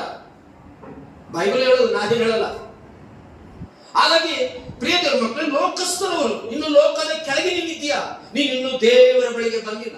ನೀನಿನ್ನು ಪರಿಪೂರ್ಣದ ಮನಸ್ಸು ನಿನ್ನಲ್ಲಿಲ್ಲ, ನಿನ್ನಲ್ಲಿನ್ನು ಮಾರು ಮನಸ್ಸು ಇಲ್ಲ, ನಿನ್ನಲ್ಲಿನ್ನು ರಕ್ಷಣೆ ಪರಿಪೂರ್ಣತೆ ಇಲ್ಲ, ನಿನ್ನಲ್ಲಿನ್ನು ಬಾಪ್ತಿಸಮ್ ಇಲ್ಲ, ನೀನು ದೇವರ ಮಗನಾಗೋದಕ್ಕೆ ಸಾಧ್ಯ ಇಲ್ಲ. ನೀನು ಕೇವಲ ನಾಮಕಾರ್ಥಕ್ಕೆ ಬರ್ತಿದೆ ಹೊರತು ನೀವಿನ್ನೂ ಸಹ ಬಾಪ್ತಿಸಮ್ ಇಲ್ಲದಿದ್ರೆ ನೀನು ಲೋಕಸ್ಥರ ಲಿಸ್ಟಲ್ಲೇ ಇದೆಯಾ? ಹಲ್ಲೆಲೂಯಾ, ಲೋಕಸ್ಥರ ಲಿಸ್ಟ್. ಹಾಗಾಗಿ ಪ್ರಿಯರೇ, ಇಲ್ಲಿ ಗಮನಿಸುವಂತ ವಿಷಯ ನೆಕ್ಸ್ಟ್ ಏನ್ ಹೇಳ್ತಾರೆ ಅಂದ್ರೆ, ಅಲ್ಲೇ ನೀರು ಅಂತ ನನ್ನನ್ನು ಹೊಂದಲಾರದು, ನೀವು ಆತನನ್ನು ಬಲ್ಲಿರಿ. ಯಾರಿವಾಗ ಬರಲಿದ್ದು? ನಾವು ಕ್ರಿಸ್ತನನ್ನು ಬಲ್ಲಿದ್ದೇವೆ, ತಿಳಿದಿದ್ದೇವೆ. ಯಾರು? ನಂಬಿ ರಕ್ಷಣೆ ದೀಕ್ಷೆ ತೆಗೆದುಕೊಂಡು ನಾವು ಯೇಸುವನ್ನು ತಿಳಿದಿದ್ದೇವೆ. ಆತನನ್ನು ಬಲ್ಲಿರಿ. ಹೇಗಂದ್ರೆ ನಿಮ್ಮ ಬಳಿಯಲ್ಲಿ ಆತನ ವಾಸ ಮಾಡ್ತಾನೆ, ನಿಮ್ಮ ಬಳಿಯಲ್ಲಿ ಪರಿಶುದ್ಧಾತ್ಮ ದೇವರು ವಾಸ ಮಾಡ್ತಾನೆ ಮತ್ತು ಆತನು ನಿಮ್ಮೊಳಗೆ ಇರ್ತಾನೆ. ಯಾವಾಗ ಪರಿಶುದ್ಧಾತ್ಮ ನಿಮ್ಮೊಳಗಿರ್ತನೋ ನಿನ್ನಲ್ಲಿ ಭಯ ಇರೋದಿಲ್ಲ, ನಿನ್ನಲ್ಲಿ ಸುಳ್ಳು ಬರೋದಿಲ್ಲ, ನಿನ್ನಲ್ಲಿ ವಂಚನೆಗಳು ಬರೋದಿಲ್ಲ, ನಿನ್ನಲ್ಲಿ ಮೋಸ ಬರೋದಿಲ್ಲ, ನಿನ್ನಲ್ಲಿ ಕೋಪ ಬರೋದಿಲ್ಲ, ನಿನ್ನಲ್ಲಿ ಯಾವುದೇ ಚರ್ಚೆ ವಿರೋಧವಾದ ಮಾತುಗಳು ಬರೋದಿಲ್ಲ, ನಿನ್ನಲ್ಲಿ ಯಾರ ಮೇಲೆ ಜಗಳ ಆಡೋದಕ್ಕೆ ಇಷ್ಟಪಡೋದೆ. ಯಾಕೆ? ನಿನ್ನಲ್ಲಿ ಪರಿಶುದ್ಧಾತ್ಮ ಇದ್ದಾಗ ನಿನ್ನ ಹೃದಯವು ದೇವರ ಆಲಯ, ನಿನ್ನ ದೇಹವು ಪರಿಶುದ್ಧಾತ್ಮದಲ್ಲಿ ತುಂಬಿರುವಾಗ ಸಂಚಾಲಕನು ನಿನ್ನಲ್ಲಿದ್ದಾನೆ, ಬೀಗ ಹಾಕಿದ್ದಾನೆ, ಆತನು ಯಾವಾಗಲೂ ನಿನ್ನಲ್ಲಿ ನಿವಾಸ ಮಾಡ್ತಾನೆ. ನಿನ್ನಲ್ಲಿ ಪರಿಶುದ್ಧಾತ್ಮ ಇದೆಯಾ? ಯೇಸು ಕ್ರಿಸ್ತನ ನಂಬಿರುವಂತ ನೀವು ಪರಿಶುದ್ಧಾತ್ಮನಿಗೆ ಭಯಪಡ್ತಾ ಇದ್ದೀರಾ? ಯೇಸು ಕ್ರಿಸ್ತ ನಂಬಿರುವಂತ ನೀವು ಪರಿಶುದ್ಧಾತ್ಮನ, ಹೌದು ಒಂದು ದಿನ ನಾನು ಬೈಬಲ್ ಮುಟ್ಲಿಲ್ಲ ಅಂದ್ರೆ ಪರಿಶುದ್ಧಾತ್ಮ ನನಗೆ ಗದ್ದಿಸ್ತಾನೆ ಅಂತ ಆಲೋಚನೆ ನಿಮ್ಮದಿದೆಯಾ? ನೀನು ಅನೇಕ ಸಾರಿ ಸುಳ್ಳು ಹೇಳ್ತಿದ್ದಾಗ ನಾನು ಸುಳ್ಳು ಹೇಳ್ತಾ ಇದ್ದೇನೆ, ಇದು ಪರಿಶುದ್ಧಾತ್ಮನ ಇಷ್ಟ ಬರ್ತಾ ಇಲ್ಲ, ನನಗೆ ಯಾಕೋ ಸಮಾಧಾನ ಇಲ್ಲ. ನೀನು ಎಷ್ಟೋ ಸಾರಿ ದೇವರು ಸಹಾಯ ಮಾಡಿರ್ತಾನೆ, ದೇವರಲ್ಲಿ ಇನ್ನೂ ನೀನು ಸಣ್ಣುತ್ತಾ ಗೊಣುತ್ತಾ ಇದ್ರೆ ಪರಿಶುದ್ಧಾತ್ಮ ದುಃಖ ಪಡ್ತಾನೆ ಎಂದು ನೋಡಿದ್ದೀಯಾ? ದೇವರು ನಿನಗೆ ಎಷ್ಟೋ ವರಗಳನ್ನು ಕೊಟ್ಟಿದ್ದಾನೆ, ಪರಿಶುದ್ಧಾತ್ಮನ ವರಗಳು. ಆ ವರಗಳನ್ನು ನಿನ್ನ ದೇಹವು ದೇವರ ಆಲಯ, ಇದು ಗುಡಿ, ಪರಿಶುದ್ಧಾತ್ಮನಿದ್ದಾರೆ. ಆ ವರವನ್ನು ನೀನು ದೇವರಿಗಾಗಿ ಉಪಯೋಗಿಸ್ತಾ ಇದೆಯಾ? ಪರಿಶುದ್ಧಾತ್ಮನ ಕಣ್ಣೀರಿಡ್ತಿದ್ದಾನೆ. ಇವತ್ತು ಯಾರು ಏನೋ ಬಂದಿಲ್ಲ ಹುಡುಗ ಪಾಪ, ಅವ್ನು ಹಳೆ ಇಷ್ಟು ವರ್ಷದ ಗಿಟಾರ್ ಹೊಡೆಯೋದಂತೆ. ನನಗೆ ಗಿಟಾರ್ ಚಾಲ రోజులు ಕೊಟ್ಟು నాకు కొట్టాలని ఆశ ఉంది, నాకు చాలా ఇష్టం ಗಿಟಾರ್ ಕೊಟ್ಟೇದಾనికి ಅಂತ ಹೇಳ್ತಾ ಇದ್ದ. ಸರಿ ನೀನು ಆಯ್ತಪ್ಪ, ನೆಕ್ಸ್ಟ್ ಕಲಿತಾ ಇರೋ ನೀನು ನಮ್ಮ ಜೀವನಿಂದನೇ ಇನ್ನೊಂದು ಗಿಟಾರ್ ತಗೋ, ಇಬ್ರು ಚೆನ್ನಾಗಿ ಕಲೀರಿ ಅಂದ್ರು. ಆಮೇಲೆ ಇವನು ರಾಜನ ಸ್ವಲ್ಪ ಕಲಿಯಕ್ಕೆ ಬಂದ, ಕೀಬೋರ್ಡ್ ಅದೇನು ನೋಡಿ. ಏನೋ ಸರ್ ನಾನು ಗಮನಿಸೋದು ಏನಂದ್ರೆ, ಆ ಹುಡುಗನಲ್ಲಿ ಆತನ ಆಸೆ ಇದೆ, ನಾನು ಇನ್ಮೇಲೆ ಬಾರಿಸ್ಬೇಕು, ನನಗೆ ದೇವರು ಕೊಟ್ಟಿದ್ದಾನೆ. ಇದು ಪರಿಶುದ್ಧಾತ್ಮನ ಪ್ರೇರೇಪಣೆ. ಪರಿಶುದ್ಧಾತ್ಮ ಪ್ರೇರೇಪಣೆಯವರು ನಿನಗೆ ಸಭೆಯಲ್ಲಿ ಯಾವ ಕೆಲಸ ಕೊಟ್ಟರು ಅದು ಆಸಕ್ತಿಯಿಂದ ನಾವು ಮಾಡ್ತೀವಿ. ಪರಿಶುದ್ಧಾತ್ಮನ ನಿವಾಸ ಇರುವಂತವರು ಸಭೆಗೆ ಸರಿಯಾದ ವಿಧಾನದಲ್ಲಿ ನಾವು ಬರ್ತೀವಿ. ಪರಿಶುದ್ಧಾತ್ಮನ ಭಯ ಇರುವಂತವರು ನಿನಗೆ ಕೊಟ್ಟಂತ ಯಾವುದೇ ಕೆಲಸವಾಗಲಿ ಆಸಕ್ತಿಯಿಂದ ನೀನು ಮಾಡ್ತೀಯ. ಪರಿಶುದ್ಧಾತ್ಮನ ಭಯ ಇರುವಂತವರು ಒಂದು ದಿನ ಮುಂಚೆನೆ ನೀನು ದೇವರ ಆಲಯಕ್ಕೆ ಬರೋದಕ್ಕೆ ಸಿದ್ಧವಾಗ್ತೀಯ. ಬಿಕಾಸ್ ನಿನ್ನ ಹೃದಯ ದೇವರ, ನಿನ್ನ ದೇಹವು ಗರ್ಭಗುಡಿ. ನೀನು ಯಾವ ರೀತಿ ಇಲ್ಲಿ ಕೆಲಸ ಮಾಡ್ತೋ ದೇವರ ಆಲಯಕ್ಕೆ ಬಂದ್ರು ಅದೇ ತರ ಇರ್ತೀಯ. ಇಲ್ಲಿ ದುರಾತ್ಮ ಕೆಲಸ ಮಾಡ್ತಿದ್ರೆ ಹೋದಾಯ್ತು, ಆಡೋರು ಆಡ್ಕೊಂತ ಬಿಡು, ಹೊಡೆದವ್ರು ಹೊಡ್ಕೊಂತ ಬಿಡು, ಅಯ್ಯ ಚೇರಾಕನ್ ಹಾಕಂತ ಬಿಡು, ನಮ್ ಕೆಲಸ ಸಾರಿಗೇನ್ ಗೊತ್ತು ಬಿಡು, ನನಗೇನ್ ಗೊತ್ತಿಲ್ಲ, ದೇವ್ರಿಗಂತೂ ಗೊತ್ತು. ಯಾವಾಗ ನೀನು ನೆಗ್ಲೆಕ್ಟ್ ಮಾಡ್ತಿರ್ತೀಯ, ನೀನು ಪರಿಶುದ್ಧಾತ್ಮನನ್ನು ದುಃಖಪಡಿಸ್ತಾ ಇರ್ತೀಯ. ಅದಕ್ಕೂ ನಾನು ನೆಕ್ಸ್ಟ್ ಬರ್ತೀನಿ. ಈಗ ಯಾವ ತರ ಪರಿಶುದ್ಧಾತ್ಮ ನಿನ್ನಲ್ಲಿ ದುಃಖ ಪಡ್ತಾರೆ. ಹಾಗಾಗಿ ಒಂದು ಮಾತು ನಾನು ನಿಮ್ಗೆ ಹೇಳೋದೇನೆಂದ್ರೆ, ದೇವರು ನಮ್ಮಲ್ಲಿ ಏನಂತೆ, ಪರಿಶುದ್ಧಾತ್ಮ ನಿಮ್ಮ ಬಳಿಯಲ್ಲಿ ವಾಸ ಮಾಡ್ತಾನೆ ಮತ್ತು ಎಲ್ಲಿರ್ತಾನೆ? ನಿಮ್ಮಲ್ಲಿ ಆತನು. ಹಾಗಾಗಿ ಬೇರೆ ದೇವರ ಮಕ್ಕಳಾದ ನಾವು ಯೇಸು ಕ್ರಿಸ್ತ ಅಂಗೀಕರಿಸ್ತೇವೆ. ನಾನು ಪ್ರಾರಂಭದಲ್ಲಿ ಹೇಳಿದೆ, ಪಾಪಗಳು ಪರಿಹಾರ ಆಗಬೇಕು, ವಿಶ್ವಾಸ ಇರಬೇಕು, ಬಾಪ್ತಿಸ್ಮ ತೆಗೆದುಕೊಳ್ಳಬೇಕು. ಅಪೊಸ್ತಲ ಕಾರ್ಯಗಳು 2ನೇ ಅಧ್ಯಾಯ 38ನೇ ವಚನ. ಅಪೊಸ್ತಲ ಕಾರ್ಯಗಳು 2ನೇ ಅಧ್ಯಾಯ 38ನೇ ವಚನ. ನಿಮ್ಮ ಪಾಪಗಳು ಪರಿಹಾರವಾಗುವುದಕ್ಕಾಗಿ ನಿಮ್ಮಲ್ಲಿ ಪ್ರತಿಯೊಬ್ಬರು ದೇವರ ಕಡೆಗೆ ತಿರುಗಿಕೊಂಡು ಯೇಸು ಕ್ರಿಸ್ತನ ಹೆಸರಿನ ಮೇಲೆ ದೀಕ್ಷಾಸ್ನಾನ ಮಾಡಿಸಿಕೊಳ್ಳಿರಿ, ಆಗ ನೀವು ಪವಿತ್ರಾತ್ಮ ದಾನವನ್ನು. ಓಕೆ, ಈಗ ಯಾರಲ್ಲಿ ಬರ್ತಾರೆ ಪವಿತ್ರಾತ್ಮ? ಬೈಬಲ್ ಹೇಳ್ತಾರೆ, ಏನ್ ದೀಕ್ಷಾ ತಗೊಳ್ಳಿಲ್ಲ ಅಂದ್ರೆ ಪವಿತ್ರಾತ್ಮ ರಾಡೋ ಹಾಕು, ಅದು ಹೊಸ್ತಲ್ಲಿ ದುರಾತ್ಮ, ಎದುರಾಡೆ ಆತ್ಮ, ತಿಟ್ಟೆ ಆತ್ಮ ಉಂಟಲ್ಲಿ. ಬೈಬಲ್ ಏನ್ ಹೇಳ್ತಿದೆ? ಅಷ್ಟು ಹೇಳ್ತಾ ಇಲ್ಲ. ಹೋಲಿ ಬೈಬಲ್ ಪ್ರತ್ಯೇಕವಾಗಿ ಏನ್ ಹೇಳ್ತಿದೆ? ನೀವು ಇನ್ನೊಂದ್ಸತಿ ಓದಿ, ಕನ್ನಡ ಇನ್ನೊಂದ್ಸತಿ ಓದಿ. ನಿಮ್ಮ ಪಾಪಗಳು ಪರಿಹಾರವಾಗೋದಕ್ಕಾಗಿ ನಿಮ್ಮಲ್ಲಿ ಪ್ರತಿಯೊಬ್ಬರು ದೇವರ ಕಡೆಗೆ ತಿರುಗಿಕೊಂಡು ಯೇಸು ಕ್ರಿಸ್ತರ ಹೆಸರಿನ ಮೇಲೆ ದೀಕ್ಷಾಸ್ನಾನ ಮಾಡಿಸಿಕೊಳ್ಳಿರಿ, ಆಗ ನೀವು ಪವಿತ್ರಾತ್ಮ ದಾನವನ್ನು. ಕ್ಲಿಯರ್, ಬೈಬಲ್ ಕ್ಲಿಯರ್ ಆಗಿ ಹೇಳ್ತಾರೆ. ಪಾಪ ಪರಿಹಾರ ಆಗಬೇಕು, ಕ್ರಿಸ್ತನಲ್ಲಿ ನಂಬಬೇಕು, ರಕ್ಷಣೆ ಹೊಂದಬೇಕು. ಈಗೇನಾಗಬೇಕು? ಏನ್ ಮಾಡ್ಬೇಕು? ಈಗ ದೀಕ್ಷಾಸ್ತ್ರ ತಗೋಬೇಕು. ನೆಕ್ಸ್ಟ್ ಏನ್ ಬರುತ್ತೆ ಇವಾಗ? ದೀಕ್ಷಾನ ಆಗ್ತಿದ್ದಂಗೆ ಆಗ ಏನಮ್ಮ ಬೈಬಲ್ ಓದ್ಕೊಂಡು ನೀನೆ ದೀಕ್ಷಾನ ಮಾಡಿಸ್ಕೊಳ್ಬೇಕು. ಆಗ ಏನಾಗುತ್ತೆ? ನೀವು ಪವಿತ್ರಾತ್ಮ ದಾನ, ಅದೊಂದು ದಾನ, ಅದೊಂದು ಗಿಫ್ಟ್. ಆ ಪವಿತ್ರಾತ್ಮನ ಗಿಫ್ಟ್ ನಿಮಗೆ ಬರುತ್ತೆ. ಪವಿತ್ರಾತ್ಮ ಸುಮ್ಮನೆ ಬರಲ್ಲ. There is certain condition. ನಾನು ಬಹಳ ಸತಿ ಹೇಳ್ತಿದ್ದೇನೆ, ಡ್ರೈವಿಂಗ್ ಸುಮ್ಮನೆ ಯಾರಿಗೂ ಬರಲ್ಲ, ಎಲ್ಲ ಕಲಿಬೇಕು. ಡ್ರೈವಿಂಗ್ ಲೈಸೆನ್ಸ್ ಹತ್ರ ಹೋಗ್ಬೇಕು, ಅವನಿಗೆಲ್ಲ ತೋರಿಸ್ಬೇಕು, ಅವನು ನಿನಗೆ ಡ್ರೈವಿಂಗ್ ಲೈಸೆನ್ಸ್ ಕೊಡ್ತಾನೆ. ಅದೊಂದು ಕಂಡೀಷನ್. ಆ ಡ್ರೈವಿಂಗ್ ಲೈಸೆನ್ಸ್ ಬಂದ ಮೇಲೆ ನಿಮ್ಗೆ ಏನಾಗುತ್ತೆ? ಅಥಾರಿಟಿ ಇದೆ. ಏನು? ಕಾರು, ಟೂ ವೀಲರ್ ಯಾವ್ದು ಓಡಿಸೋದಕ್ಕೆ. ಇಲ್ಲಾಂದ್ರೆ ಕದ್ದು ಹೋಗ್ಬೇಕು, ಹಿಡ್ಕೊಂತಾರೆ ಅಂತೇಳಿ ಭಯ. ಹಂಗೆ ಕ್ರಿಸ್ತನನ್ನು ನೀವು ನಂಬಿಕೊಂಡು ರಕ್ಷಣೆ ದೀಕ್ಷಾನ ಆದ್ಮೇಲೆ ಏನಾಗುತ್ತೆ? ಆಗ ದೇವರು ನಿಮ್ಗೊಂದು ವರ ಕೊಡ್ತಾರೆ. ಏನು ವರ? ಆಗ ನೀವು ಪವಿತ್ರಾತ್ಮನ ದಾನ ಹೊಂದುವಿರಿ. ದಾನ ದೇವರು ನಮಗೆ ಪವಿತ್ರ ಆತನನ್ನು ಕೊಡ್ತಾನೆ. ಆ ಪವಿತ್ರಾತ್ಮನ ನಮ್ಮಲ್ಲಿ ನಿವಾಸ ಮಾಡ್ತಾನೆ. ಯಾವಾಗ ನೀರಿನಲ್ಲಿ ಮುಳುಗು ದೀಕ್ಷಾನ ತಗೊಂಡು ಆವಾಗಲೇ ನಿನ್ನಲ್ಲಿ ಪರಿಶುದ್ಧಾತ್ಮನ ಕಾರ್ಯ ಪ್ರಾರಂಭ ಆಗುತ್ತೆ. ನಿನ್ನ ಹಳೆಯ ಜೀವಿತ ಸಮಾಧಿ ಮಾಡಲ್ಪಟ್ಟಿದೆ, ನಿನ್ನ ಹಳೆಯ ಸ್ವಭಾವಗಳು ಸಮಾಧಿ ಮಾಡಲ್ಪಟ್ಟಿದೆ. ನಿನ್ನ ಹಳೆಯ ಜೀವನದಲ್ಲಿ ಏನೇನು ಅಲ್ಲಿವರೆಗೂ ಗೊತ್ತಿಲ್ಲದೆ ನೀನು ಎಂತ ದೊಡ್ಡ ಪಾಪ ಮಾಡಿದ್ರು ಆ ಪಾಪ ಸಮಾಧಿ ಮಾಡಲ್ಪಟ್ಟಿದೆ. ನೀನು ಕ್ರಿಸ್ತನ ನಂಬದ ಮೇಲೆ ನೀನು ಏನಾಗಿದೆ ಅಂದ್ರೆ ಹೊಸ ಜೀವನ ಪ್ರಾರಂಭ ಮಾಡ್ತಿದ್ಯಾ. ಯಾವತ್ತು ದೇವರು ನೀನು ಬಾಪ್ಸಮ್ಗಿಂತ ಎಂತೆಂತ ಕೊಲೆ ಮಾಡಿದ್ಯೋ, ಕುಡುಕತನ ಮಾಡಿದ್ಯೋ, ತಪ್ಪುಗಳು ಮಾಡಿದ್ಯೋ, ಪಾಪ ಮಾಡಿದ್ಯೋ, ಅದೆಲ್ಲವೂ ದೇವರು ಕ್ಷಮಿಸಿದ್ದಾನೆ. ಕಸದ ಬುಟ್ಟಿಗೆ ಹಾಕಿದ್ದಾನೆ, ನಿನ್ನ ಬೆನ್ನಿನ ಹಿಂದೆ ಬಿಸಾಕಿದ್ದಾನೆ ದೇವರು. ಯಾವಾಗ ನೀನು ಕ್ರಿಸ್ತನ ನಂಬಿದ್ಯೋ, ರಕ್ಷಣೆ ಹೊಂದಿದ್ಯೋ, ನಿನಗೆ ಹೊಸ ಜೀವನ. ಆವಾಗ ನಿನಗೆ ದಾನ. ಏನ್ ದಾನ ಕೊಡ್ತಾನೆ ದೇವರು? ಪವಿತ್ರಾತ್ಮನ ದಾನ. ಹೊಂದ್ಕೊಂಡಿದ್ದೀರಾ ನೀವು? ನಿಮ್ಮಲ್ಲಿ ಪವಿತ್ರಾತ್ಮನ ದಾನ ಇದೆಯಾ? ದೀಕ್ಷಾ ತಗೊಂಡವರು that feeling you have, the holy spirit feeling ನಿಮ್ಮಲ್ಲಿ ಇದೆಯಾ? ಆ ಹೋಲಿ ಸ್ಪಿರಿಟ್ ನಿಮ್ಮ ಹತ್ರ ಮಾತಾಡ್ತಿರ್ತಾನ ಇದೆಯಾ? ಆ ಹೋಲಿ ಸ್ಪಿರಿಟ್ ನಿಮಗೆ ಬೈಬಲ್ ಓದಿದಾಗ ಪರಿಶುದ್ಧಾತ್ಮದೇವರು ಆ ವಾಕ್ಯದ ಮುಖಾಂತರ ಮಾತಾಡ್ತಿರ್ತಾನ? ಆ ಹೋಲಿ ಸ್ಪಿರಿಟ್ ನ ನೀನು ಹೆಚ್ಚಾಗಿ ಬಳಸ್ತಾ ಇದೆಯಾ? ಪರಿಶುದ್ಧಾತ್ಮ ದೇವರು ಏನಾಗಿದ್ದಾನೆ? ಅದಕ್ಕೋಸ್ಕರ ನಿಮಗೆ ಪರಿಶುದ್ಧಾತ್ಮ ದೇವರೇ ಅದು ದಾನವಾಗಿ ದೇವರು ಕೊಡ್ತಾನೆ. ಇನ್ನೊಂದು ಚಿಕ್ಕ ವಿಷಯ ನಿಮಗೆ ತೋರಿಸ್ತೀನಿ. ಪರಿಶುದ್ಧಾತ್ಮ ದೇವರು ನಮ್ಗೆ ಹೆಂಗ್ ಸರ್ ಬರುತ್ತೆ ಅಂತ, ಹೇಗೆ ನಮಗೆ ಪರಿಶುದ್ಧಾತ್ಮ ಸಿಗುತ್ತೆ ಅಂತ ನಾವು ಸ್ವಲ್ಪ ಕೆಲಸ. ಒಂದು, ನೀನು ಬಾಪ್ಸಮ್ ತೆಗೆದುಕೊಂಡಾಗ ಪರಿಶುದ್ಧಾತ್ಮ ದೇವರು ನಿನ್ನ ಮೇಲೆ ಬರ್ತಾನೆ, ನಿನ್ನಲ್ಲಿ ಪರಿಶುದ್ಧಾತ್ಮ ನಿವಾಸ ಮಾಡ್ತಾನೆ. ಆವತ್ತಿನಿಂದ ನಿನ್ನ ಲೈಫೇ ಚೇಂಜ್, ನಿನ್ನ ಜೀವಿತನೇ ಚೇಂಜ್, ನಿನ್ನ ಗುಣಲಕ್ಷಣಗಳೇ ಬದಲಾವಣೆ, ನಿನ್ನ ಮಾತುಗಳೇ ಬದಲಾವಣೆ, ಸ್ವಭಾವಗಳು ಬದಲಾವಣೆ. ಓಕೆ, ಅಲ್ಲಿ ಗಂಟ ನೀನು ಜೀನ್ಸ್ ಪ್ಯಾಂಟ್ ಹಾಕ್ತಿದ್ದೇನೋ ಹೆಣ್ಮಕ್ಳು, ಅಲ್ಲಿ ಗಂಟೆ ನೀನು ಬಾಬ್ ಕಟ್ ಮಾಡಿಸ್ತಿದ್ದೇನೋ, ಅಲ್ಲಿ ಗಂಟೆ ನೀನು ಏನೇನೋ ಅವತಾರಗಳು ಇದ್ದೇನೋ. ಬಾಪ್ತಿಸಮ್ ಆದ್ಮೇಲೆ ಜೀನ್ಸ್ ಪ್ಯಾಂಟ್ ಹಾಕಂಗಿಲ್ಲ, ಬಾಪ್ತಿಸಮ್ ಆದ್ಮೇಲೆ ನೀನು ಬಾಬ್ ಕಟಿಂಗ್ ಮಾಡಂಗಿಲ್ಲ. ಬಾಪ್ತಿಸಮ್ ನಿನ್ನ ಜೀವನನೇ ವಾಕ್ಯದ ಪ್ರಕಾರ ನೀನು ಗಂಡು ಮಕ್ಕಳು ಯೇಸು ಸ್ವಾಮಿ ರಕ್ಷಣೆ ಹೊಂದಿದ್ಮೇಲೆ ನೀನು ಅಲ್ಲಿ ಗಂಟ ಹೆಣ್ಮಕ್ಳು ಬಿಟ್ಟಾಗಿ ಜಡೆ ಬಿಡ್ತಿದ್ದೇನೋ, ಟೈಟ್ ಶರ್ಟ್, ಟೈಟ್ ಶರ್ಟ್ ಅರ್ಧ ಈ ಚಿತ್ರ ಬಿದ್ದೇನೆ ಇಲ್ಲ. ನಿನ್ನ ಸ್ವಭಾವಗಳೇ ಬದಲಾವಣೆ, ನಿನ್ನ ಮಾತುಗಳೇ ಯಾವಾಗಲೂ ಒಬ್ಬರ ಮೇಲೆ ಬರೀ ಭಯದ ಜಗಳ, ಅವೆಲ್ಲ ಬದಲಾವಣೆಗಳು.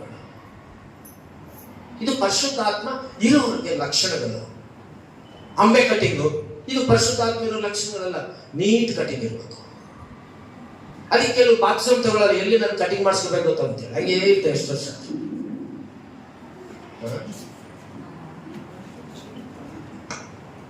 ಒಂದು 4-5 ಜನ ಹೇಳೋದು, ಇಬ್ರು ಇಲ್ಲ 4-5 ಜನ ಹೇಳೋದು.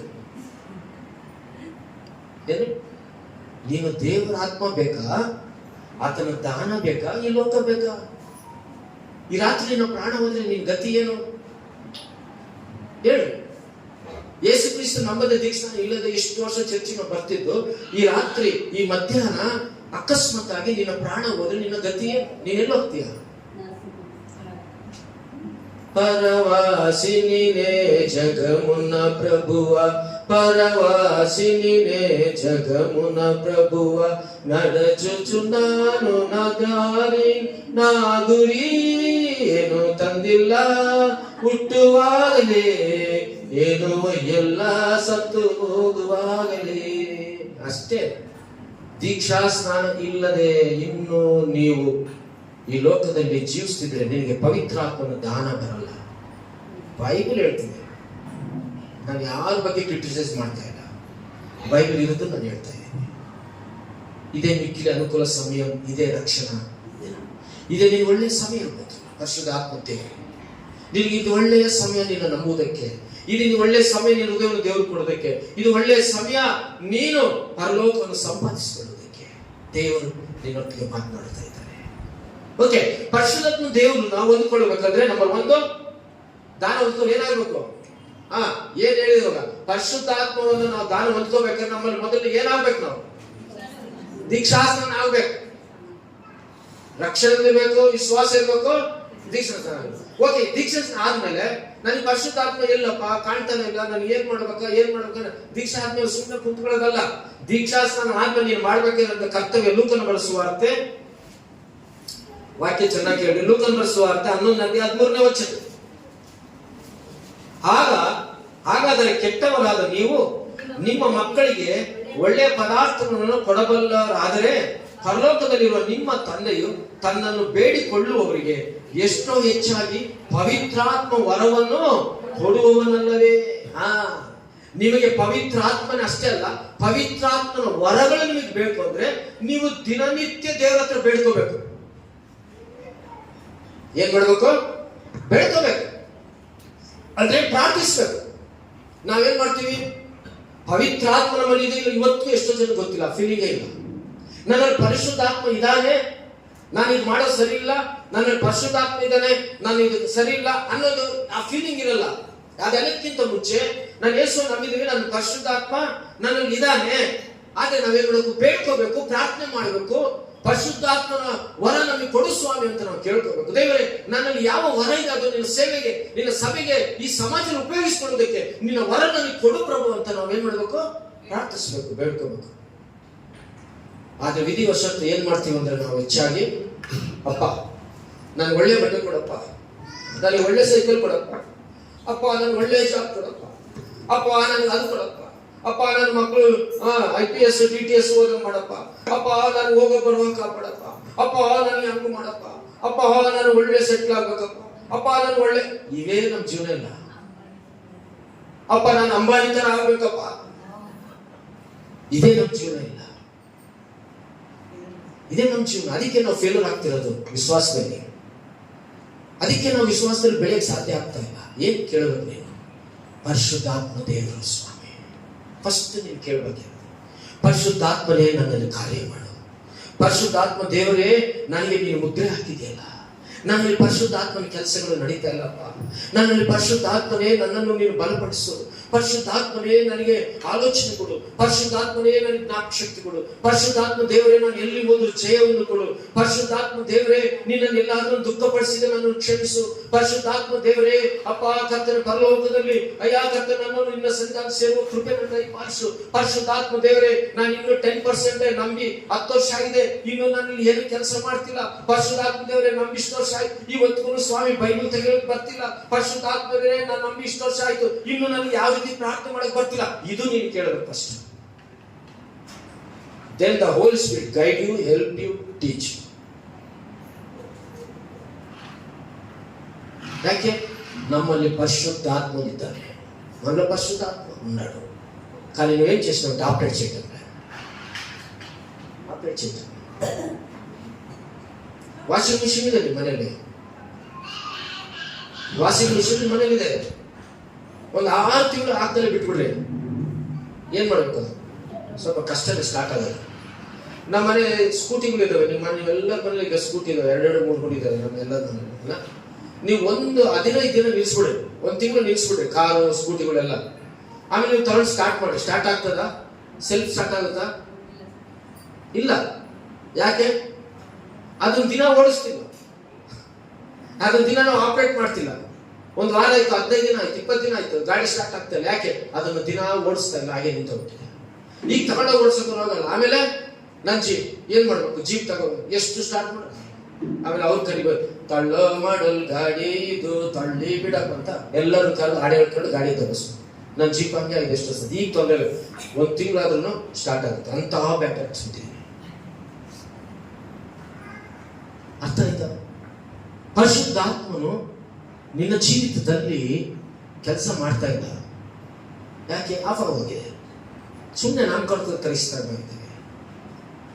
ಪರಿಶುದ್ಧಾತ್ಮನು ಒಟ್ಟಿಗೆ ನೀನು ದಿನ ಮಾತನಾಡಬೇಕು. ಪರಿಶುದ್ಧಾತ್ಮನಲ್ಲಿ ವರವನ್ನು ನೀನು ಕೇಳ್ಕೋಬೇಕು. ಅದಕ್ಕೆ ಬೇಡಿಕೊಳ್ಳುವ ಏನಂತೆ, ಬೇಡಿಕೊಳ್ಳುವವರಿಗೆ ಎಷ್ಟೋ ಹೆಚ್ಚಾಗಿ ಪವಿತ್ರಾತ್ಮ ವರವನ್ನು ದೇವರು ಕೊಡ್ತಾರೆ.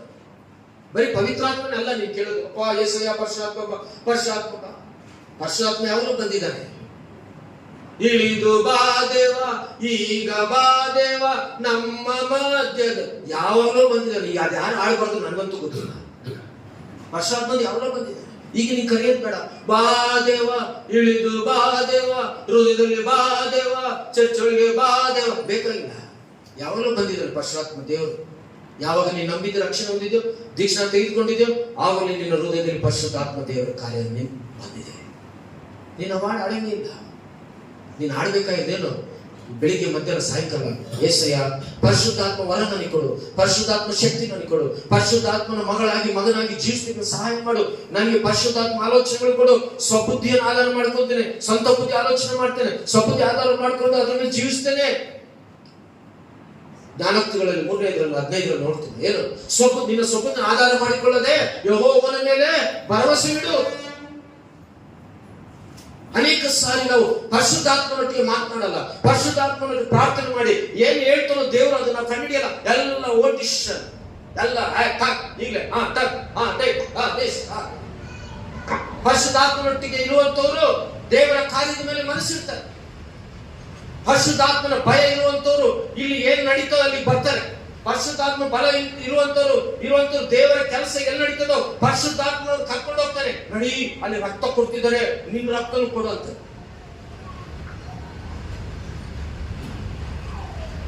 ಪರಿಶುದ್ಧಾತ್ಮ ತುಂಬಲ್ಪಟ್ಟಂತವ್ರು ಜ್ಞಾಪಕ ಇರುತ್ತೆ, ಜ್ಞಾಪಕ ಶಕ್ತಿ ಇರುತ್ತೆ. ಯಾಕೆ? ಅವರು ದೇವರ ಮಕ್ಕಳು. ಹೌದು, ಅಲ್ಲಿ ರಕ್ತದಾನ ನಡೀತಾ ಇದೆ, ಅಲ್ಲಿ ಏನೋ ಆಗಿದೆ, ನಾನು ಹೋಗ್ಬೇಕು, ನೋಡ್ಬೇಕು, ನಮ್ಮ ಸಭೆಯದು, ನಮ್ಮ ಜವಾಬ್ದಾರಿ ಅದು. ಅದು ಪರಿಶುದ್ಧಾತ್ಮನ ಆಕ್ಟಿವಿಟೀಸ್, ಕಾರ್ಯಗಳು ನಡೀತಾರೆ. ಇದು ಪರಿಶುದ್ಧಾತ್ಮನ ಕೆಲಸ. ಎಲ್ಲಿ ನಿಮ್ಮಲ್ಲಿ ಪರಿಶುದ್ಧಾತ್ಮ ಇರಲ್ವೋ ಅಲ್ಲಿ ನಿಮ್ಮಲ್ಲಿ ಕಾರ್ಯ ನಡೆಯಲ್ಲ. ಅಂತವ್ರು ಬೇಗ ಗುರ್ತಿಡಿಬೋದು. ಬೇಗ ಬಿಟ್ಟು ಚರ್ಚೆಗೆ ಬರೋದು, ವಾಕ್ಯ ಆದ್ಮೇಲೆ ಚರ್ಚೆಗೆ ಬರೋದು. ಏನೋ ಕಾರ್ಯಗಳು ನಡೀತಾ ಇದ್ರೆ, ನಾನು ಬಂದೋ ಬಗ್ಗೆ ನಾನು ಹೇಳ್ತಾ ಇಲ್ಲ, ನಾನು ಜನರಲ್ ವಾಕ್ಯ ಹೇಳ್ತಾ ಇದ್ದೀನಿ. ದಯಮಾಡಿ ತಪ್ಪು ಮಾಡಿ ತಿಳ್ಕೊಬೇಡಿ. ಬರ್ತೀರ, ಎಲ್ಲರೂ ಟೈಮ್ ಬರ್ತೀರ, ಏನೋ ಒಂದ್ಸತಿ ಆಗುತ್ತೆ, ತಿಂಗಳಲ್ಲಿ ಲೇಟ್ ಆಗ್ಬೋದು. ಅದ್ರ ಬಗ್ಗೆ ನಿಮ್ಮ ಬಗ್ಗೆ ನಾನು ಆಡ್ಕೊಂತಿಲ್ಲ. ಅನೇಕ ಸಾರಿ ದೇವರ ವಾಕ್ಯ ಪರಿಶುದ್ಧಾತ್ಮನ ನಡವಳಿಕೆ ಇರುವಂಥದ್ದು. ಏನಂದ್ರೆ ನಾವು ಯಾವಾಗಲೂ ಪ್ರಾರ್ಥಿಸಬೇಕು, ಅದನ್ನ ನಾವು ಹೊಂದ್ಕೋಬೇಕು. ನಮ್ಮ ಜೀವಿತದಲ್ಲಿ ಪರಿಶುದ್ಧಾತ್ಮನ ಕಾರ್ಯ. ಪ್ರತಿ ವಿಶ್ವಾಸಿಗೆ ಪರಿಶುದ್ಧಾತ್ಮನ ನಿವಾಸ ಇರಲೇಬೇಕು. ನಿನ್ನ ಹೃದಯದಲ್ಲಿ ಆತ್ಮ ದೇವರು ಇರಬೇಕು. ನಮ್ಮ ಜೀವನ ಏನಂದ್ರೆ ಪ್ರಾರ್ಥನೆಯಲ್ಲಿ ತುಂಬೆ. ನಿನ್ನಲ್ಲಿ ಪರಿಶುದ್ಧಾತ್ಮನ ನಿವಾಸ ಮಾಡ್ಬೇಕಂದ್ರೆ ನೀನು ಪ್ರಾರ್ಥನೆ ಎರಡನೇ ಮಾಡ್ಬೇಕು. ನೀನು ಪರಿಶುದ್ಧಾತ್ಮ ನಿವಾಸ ಮಾಡ್ಬೇಕು ಅಂದ್ರೆ ನೀನು ಬೈಬಲ್ ಅನ್ನು ಓದ್ತಾ ಇರ್ಬೇಕು. ಪರಿಶುದ್ಧಾತ್ಮ ನಿವಾಸ ಮಾಡ್ಬೇಕಂದ್ರೆ ನೀನು ಹಾಡುಗಳನ್ನು ಹಾಡ್ತಾ ಇರ್ಬೇಕು. ಪರಿಶುದ್ಧಾತ್ಮ ನಿವಾಸ ಮಾಡ್ಬೇಕಂದ್ರೆ ನೀನು ಕಾರಲ್ಲಿ ಡ್ರೈವಿಂಗ್ ಮಾಡ್ತಿದ್ರು, ನೀನು ಆತ್ಮದಲ್ಲಿ ಪ್ರಾರ್ಥನೆ ಮಾಡ್ಬೋದು. ಪರಿಶುದ್ಧಾತ್ಮ ನಿನ್ನಲ್ಲಿದ್ರೆ ನೀನು ಬೈಕ್ ಓಡಿಸ್ತಿದ್ರು, ಆತ್ಮದಲ್ಲಿ ನೀನು ಪ್ರಾರ್ಥನೆ ಮಾಡ್ಬೋದು. ಪರಿಶುದ್ಧಾತ್ಮ ನಿನ್ನಲ್ಲಿದ್ರೆ ನೀನು ಪಾತ್ರೆ ತೊಳಿತಾ ಇದ್ರು, ಆ ಪಾತ್ರೆ ಹೊಳಿಬೇಕಾರೆ ಈ ಗಂಡನಪ್ಪ ಒಂದು ಕೆಲಸ ತೊಳಿಟ್ಟಿಲ್ಲ ಅಂತ ಬೈಕ್ಗಳ ಅವಶ್ಯಕತೆ ಇರಲ್ಲ. ಪಾತ್ರೆ ತೊಳಿಬೇಕಾರೆ, ಅಡಿಗೆ ಮಾಡ್ಬೇಕಾರೆ ಏನಪ್ಪಾ ದಿನ ಅಡಿಗೆ ಮಾಡ್ಬೇಕು, ಒಳ್ಳೆ ಸಾವಾಗಿದೆ, ಯಾವನಾರು ಅಡಿಗೆ ಮಾಡೋರು ತಂಗಿಟ್ಟಿಲ್ವಲ್ಲಪ್ಪ ಅಂತ ಬೈಕ್ಗಳು ಬೇಕಾಗಿಲ್ಲ ಹೆಣ್ಮಕ್ಳು. ಯಾಕೆ? ನೀನು పాటలు పాడుతూ స్తోత్రం చెల్లిస్తూ ఇంత గొప్ప సమయం పట్టించావయ్యా, ఇంత మంచి దేవుడు అయ్యా, అడిగే చేసే దైవం ఇచ్చావయ్యా, నీకు స్తోత్రం అయ్యా, ఎంత మంచి దేవుడు అయ్యా, పాత్రలతో మీద నాకు శక్తి ఇచ్చావయ్యా. ಎಷ್ಟು ಒಳ್ಳೆ ದೇವರಪ್ಪ, ನಾನು ಕಷ್ಟಪಟ್ಟು ಕೆಲಸ ಮಾಡ್ತಾ ಇದ್ದೀನಿ ಗಂಡು ಮಗ. ಎಷ್ಟು ಒಳ್ಳೆ ದೇವರಪ್ಪ, ನಾನು ಅಪ್ಪ ದೇವರೇ ಮಣ್ಣು ಓಡ್ತಾ ಇದ್ದೀನಿ, ದೇವ್ರ ಸ್ತೋತ್ರ. ಎಷ್ಟು ಒಳ್ಳೆ ದೇವರಪ್ಪ, ಆಟೋ ಓಡಿಸ್ತಾ ಇದ್ದೀನಿ. ಎಷ್ಟು ಒಳ್ಳೆ ದೇವರಪ್ಪ, ಬ್ಯಾಂಕಲ್ಲಿ ಕೆಲಸ ಮಾಡ್ತೀನಿ. ಪರಿಶುದ್ಧಾತ್ಮನನ್ನ ನೀನು ಕೃತಜ್ಞತೆ ಸ್ತುತಿಯಿಂದ ಸಲ್ಲಿಸುವಂತರಾಗಿರ್ಬೇಕು. ಅದು ಯಾವಾಗಲೂ ಆಪರೇಟ್ ಆಗಿರ್ಬೇಕು. ಇದೆಯಾ? ಅದಿಲ್ಲದೆ ಫೇಲ್ಯೂರ್ ಆಗ್ತಾ ಇದೆ ಭಾರಿ ಜನ. ಪರಿಶುದ್ಧಾತ್ಮನ ಕಾರ್ಯಗಳು ಇಲ್ಲದಲೇ ನೀವು ಕೆಲಸದಲ್ಲೂ ಸಹ ಫೇಲ್ಯೂರ್ ಆಗ್ತಾ ಇರ್ತಾರೆ. ಪರಿಶುದ್ಧಾತ್ಮನ ನಡವಳಿಕೆ ಇಲ್ಲದಲೇ ನಿಮ್ಮ ಮನೆಯಲ್ಲೂ ಸಹ ಸಮಾಧಾನ ಇಲ್ಲದೆ ಹೋಗ್ತಾ ಇದೆ. ಪರಿಶುದ್ಧಾತ್ಮನನ್ನ ನೀನು ಅನ್ಯಲಿತ ಸಹವರಿಸಬೇಕು. ಬೈಬಲ್ ನಿಮ್ಗೆ ಗೊತ್ತಿರ್ಬೇಕು. ಯಾವ ಪರಿಶುದ್ಧಾತ್ಮ ದೇವಡಪ್ಪ ಏನ್ ಮಾಡ್ತಾನಪ್ಪ ಅನ್ನೋರು ಇರ್ತಾರೆ. ನಿಮ್ಗೆ ಗೊತ್ತಾ, ಬೈಬಲಲ್ಲಿ ಸಮಯಲನು ಗೊತ್ತು. ಎಷ್ಟು ಜನ ಗೊತ್ತು ಸಮಯಲು? ಓಕೆ, ಸೌಲನ್ ಎಷ್ಟು ಜನ ಗೊತ್ತು? ಸೌಲನ್ ಏನ್ ಕೆಲಸ ಮಾಡ್ತಿದ್ದ? ಅವ್ರ ತಂದೆ ಮನೆಯಿಂದ ಏನು ಹುಡ್ಕೊಂಡು ಹೋಗ್ತಾ ಇದ್ದ? ಗಾಡಿಗಳು, ಕತ್ತೆಗಳು. ಅವ್ರ ತಂದೆ ಹೆಸರು ಕೀಶು. ಸೌಲನ್ ಏನ್ ಮಾಡಿದ? ಕತ್ತೆಗಳು ಕಳೆದೋಗ್ಬಿಟ್ಟು. ಅವ್ರ ತಂದೆಗೆ ತುಂಬಾ ಇಷ್ಟ ಕತ್ತೆ ಅಂದ್ರೆ. ಪಾಪ ಮಗ ನಮ್ಮ ಅಪ್ಪ ಅಳ್ತಾನಲ್ಲ, ಇದಾಗ್ತಾನಲ್ಲ, ಕತ್ತೆಗಳು ಹುಡ್ಕೊಂಡ್ ಅಂತ ಹೋಗ್ತಾನೆ. ಏನು ಹೋಗ್ತಾ ಹೋಗ್ತಾ ಹೋಗ್ತಾ ಸಿಗೋದಿಲ್ಲ. ಕೊನೆಗೆ ಸಮಯನ ಹತ್ರ ಹೋಗ್ತಾನೆ. ಕೆಲವರು ಹೇಳ್ತಾರಪ್ಪ, ಅಲ್ಲೊಬ್ಬ ದೈವ ಭಕ್ತಿಯುಳ್ಳ ಮನುಷ್ಯ ಇದ್ದಾನೆ, ಆ ಮನುಷ್ಯನ ಹತ್ರ ಹೋದ್ರೆ ಶಾಸ್ತ್ರ ಕರೆಕ್ಟಾಗಿ ಹೇಳ್ತಾನೆ, ನಾವು ಅಲ್ಲಿ ಹೋಗೋಣ ಅಂತೇಳಿ ಹೋಗ್ತಾನೆ. ಅಲ್ಲಿ ಹೋದಾಗ ಅಲ್ಲಿ ಭಕ್ತಿದಾಗೆ ಆ ಸೌಲನನ್ನ ನೋಡಿ ಜನರೆಲ್ಲ ಹೇಳೋ, ದೇವ್ರು ಹೇಳ್ತಾರೆ ನೋಡಿ, ಇವನ ನೀನು ಅಭಿಷೇಕಿಸು, ಇವನೇ ನಿನ್ನನ್ನು ಅಭಿಷೇಕಿಸಿ ತೈಲದಿಂದ ಇವನನ್ನ ನನ್ನ ಸೇವೆಗೆ ಉಪಯೋಗಿಸು. ಏನ್ ಮಾಡ್ತಾನೆ? ಸಮಯದಲ್ಲಿ ಅವನ ಹತ್ರ ಬರ್ತಿದ್ದಂಗೆ ಸೌಲನ ಮೇಲೆ ಎಣ್ಣೆ ಹಾಕಿ ಪರಿಶುದ್ಧಾತ್ಮನನ್ನ ಅಭಿಷೇಕಿಸಿದಾಗ ಏನಾಗ್ತದೆ? ಸೌಲನಿಗೆ ಈಗ ಏನಾಗುತ್ತಂದ್ರೆ ಅವನಿಗೆ ರಾಜ್ಯ ಆಗ್ಬೇಕು, ಪರಿಪಾಲನೆಗಳು ಮಾಡ್ಬೇಕು, ರಾಜ್ಯಗಳು. ಏನು ಗೊತ್ತಿಲ್ಲ ಅವನಿಗೆ. ಕತ್ತೆ ಹುಡುಕೊಂಡು ಬಂದವನು ಈಗ ಇಲ್ಲಿ ಏನ್ ಮಾಡೋದು ಗೊತ್ತಾಗ್ತಾ ಇಲ್ಲ. ಯಾವಾಗ ಅವನಲ್ಲಿ ಪರಿಶುದ್ಧಾತ್ಮ ನಿವಾಸ ಬಂತೋ, ಯಾವಾಗ ಅವನು ಪರಿಶುದ್ಧಾತ್ಮನ ಅಭಿಷೇಕ ಬಂತೋ, ಸೌಲನ್ ಏನಾದ? ಮಹಾರಾಜ ಆದ, ಯುದ್ಧಗಳನ್ನು ಗೆದ್ದ. ಏನೇ ದೇವರನ್ನು ಆಲೋಚನೆಗಳನ್ನು ಕೊಟ್ಟ ಸೌಲನಿಗೆ.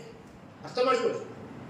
ಇವತ್ತು ನಾವೆಲ್ಲರೂ ಏನಾಗ್ಬೋದಿಲ್ಲ, ನಾ ಬದುಕಿಂತಲೇ, ನಾ ಇಂತಲೇ, ನಾ జీవితంతే మీ నాయన చచ్చిపోయి ఎక్కడో సమాధి లేదు, అన్నప్పుడు మా నాయన బాగా చదువుకోలేదు, అన్నప్పుడు మా నాయన నాకు ఆస్తి చేయలేదు అనే ఆవశ్యకత లేదు.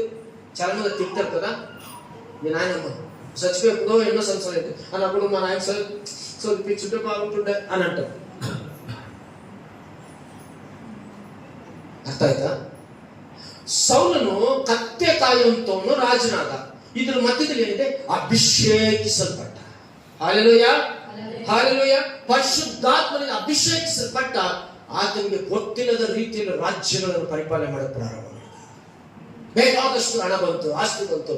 ಕತ್ತೆಗಳನ್ನು ಬಿಟ್ಟ ಇವತ್ತೇನಾದ? ದೊಡ್ಡ ಧನವಂತನಾದ, ರಾಜ್ಯ ಪರಿಪಾಲನೆ ಮಾಡುವಂತ, ರಾಜ್ಯದ ಸಿಂಹಾಸನ ಕುಂತ್ಕೊಳ್ಳುವಂತ ಆಶೀರ್ವಾದ ಏನು ಕತ್ತೆ ಕಾಯುವವನಿಗೆ ಕೊಟ್ಟ. ನಂಬರ್ 2, ದಾವೀದನು ಕುರಿಗಳನ್ನು ಕಾಯ್ತಾ ಇದ್ದ.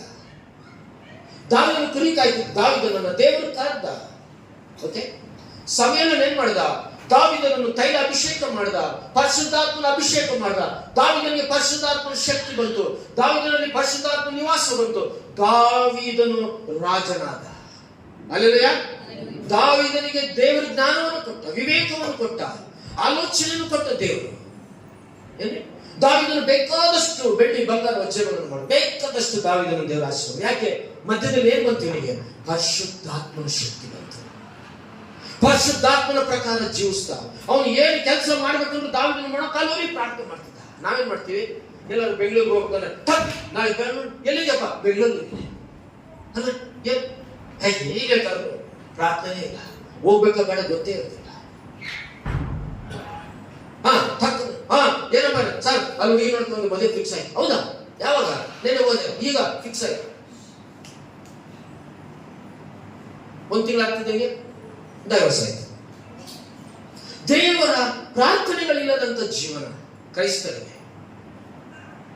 ಒಂದು ಕಾರ್ಯ ಮಾಡಬೇಕು, ಒಂದು 15-20 ಮುಂಚೆ ಪ್ರಾರ್ಥನೆ ಮಾಡಬೇಕು, ಆಲೋಚನೆ ಮಾಡಬೇಕು, ಇದು ಮಾಡ್ಬೇಕಾ, ಇದು ಸರಿನಾ, ಇದು ಒಳ್ಳೆಯದ, ಡೇಟ್ ಕರೆಕ್ಟಾ, ಈಗ ನಾವು ದೇವರ ಸನ್ನಿಧಾನ ಪ್ರಾರ್ಥನೆ ಮಾಡಿ ಪರಿಶುದ್ಧಾತ್ಮನೊಟ್ಟಿಗೆ ನಾವು ಎಲ್ಲ ತಿಳ್ಕೋಬೇಕು. ಡ್ಯಾಶ್ ಡ್ಯಾಶ್ ಅವಾಗೆ ಟಕ ಟಕ ಟಕ ಆಗಲೇ ಹೋಗಬೇಕು. ಈಗ ಅನ್ಕೊಂತಿದ್ದಂಗೆ ಒಂದು ಗಾಡಿ ತಂದ್ಬಿಡ್ಬೇಕು, ಈಗ ಅನ್ಕೊಂತಿದ್ದಂಗೆ ಒಂದೇನಾದ್ರು ತಿರುಗಿ ತಂದು, ಈಗ ಅನ್ಕೊಂತಿದ್ದ ಪ್ರಾರ್ಥನೆ ಪ್ರಾರ್ಥನೆ ಪ್ರಾರ್ಥನೆ. ಪರಿಶುದ್ಧಾತ್ಮ ನಿನಗೆ ಹೇಳಿದ್ರೆ ಕೆಲಸ ಮಾಡಿ.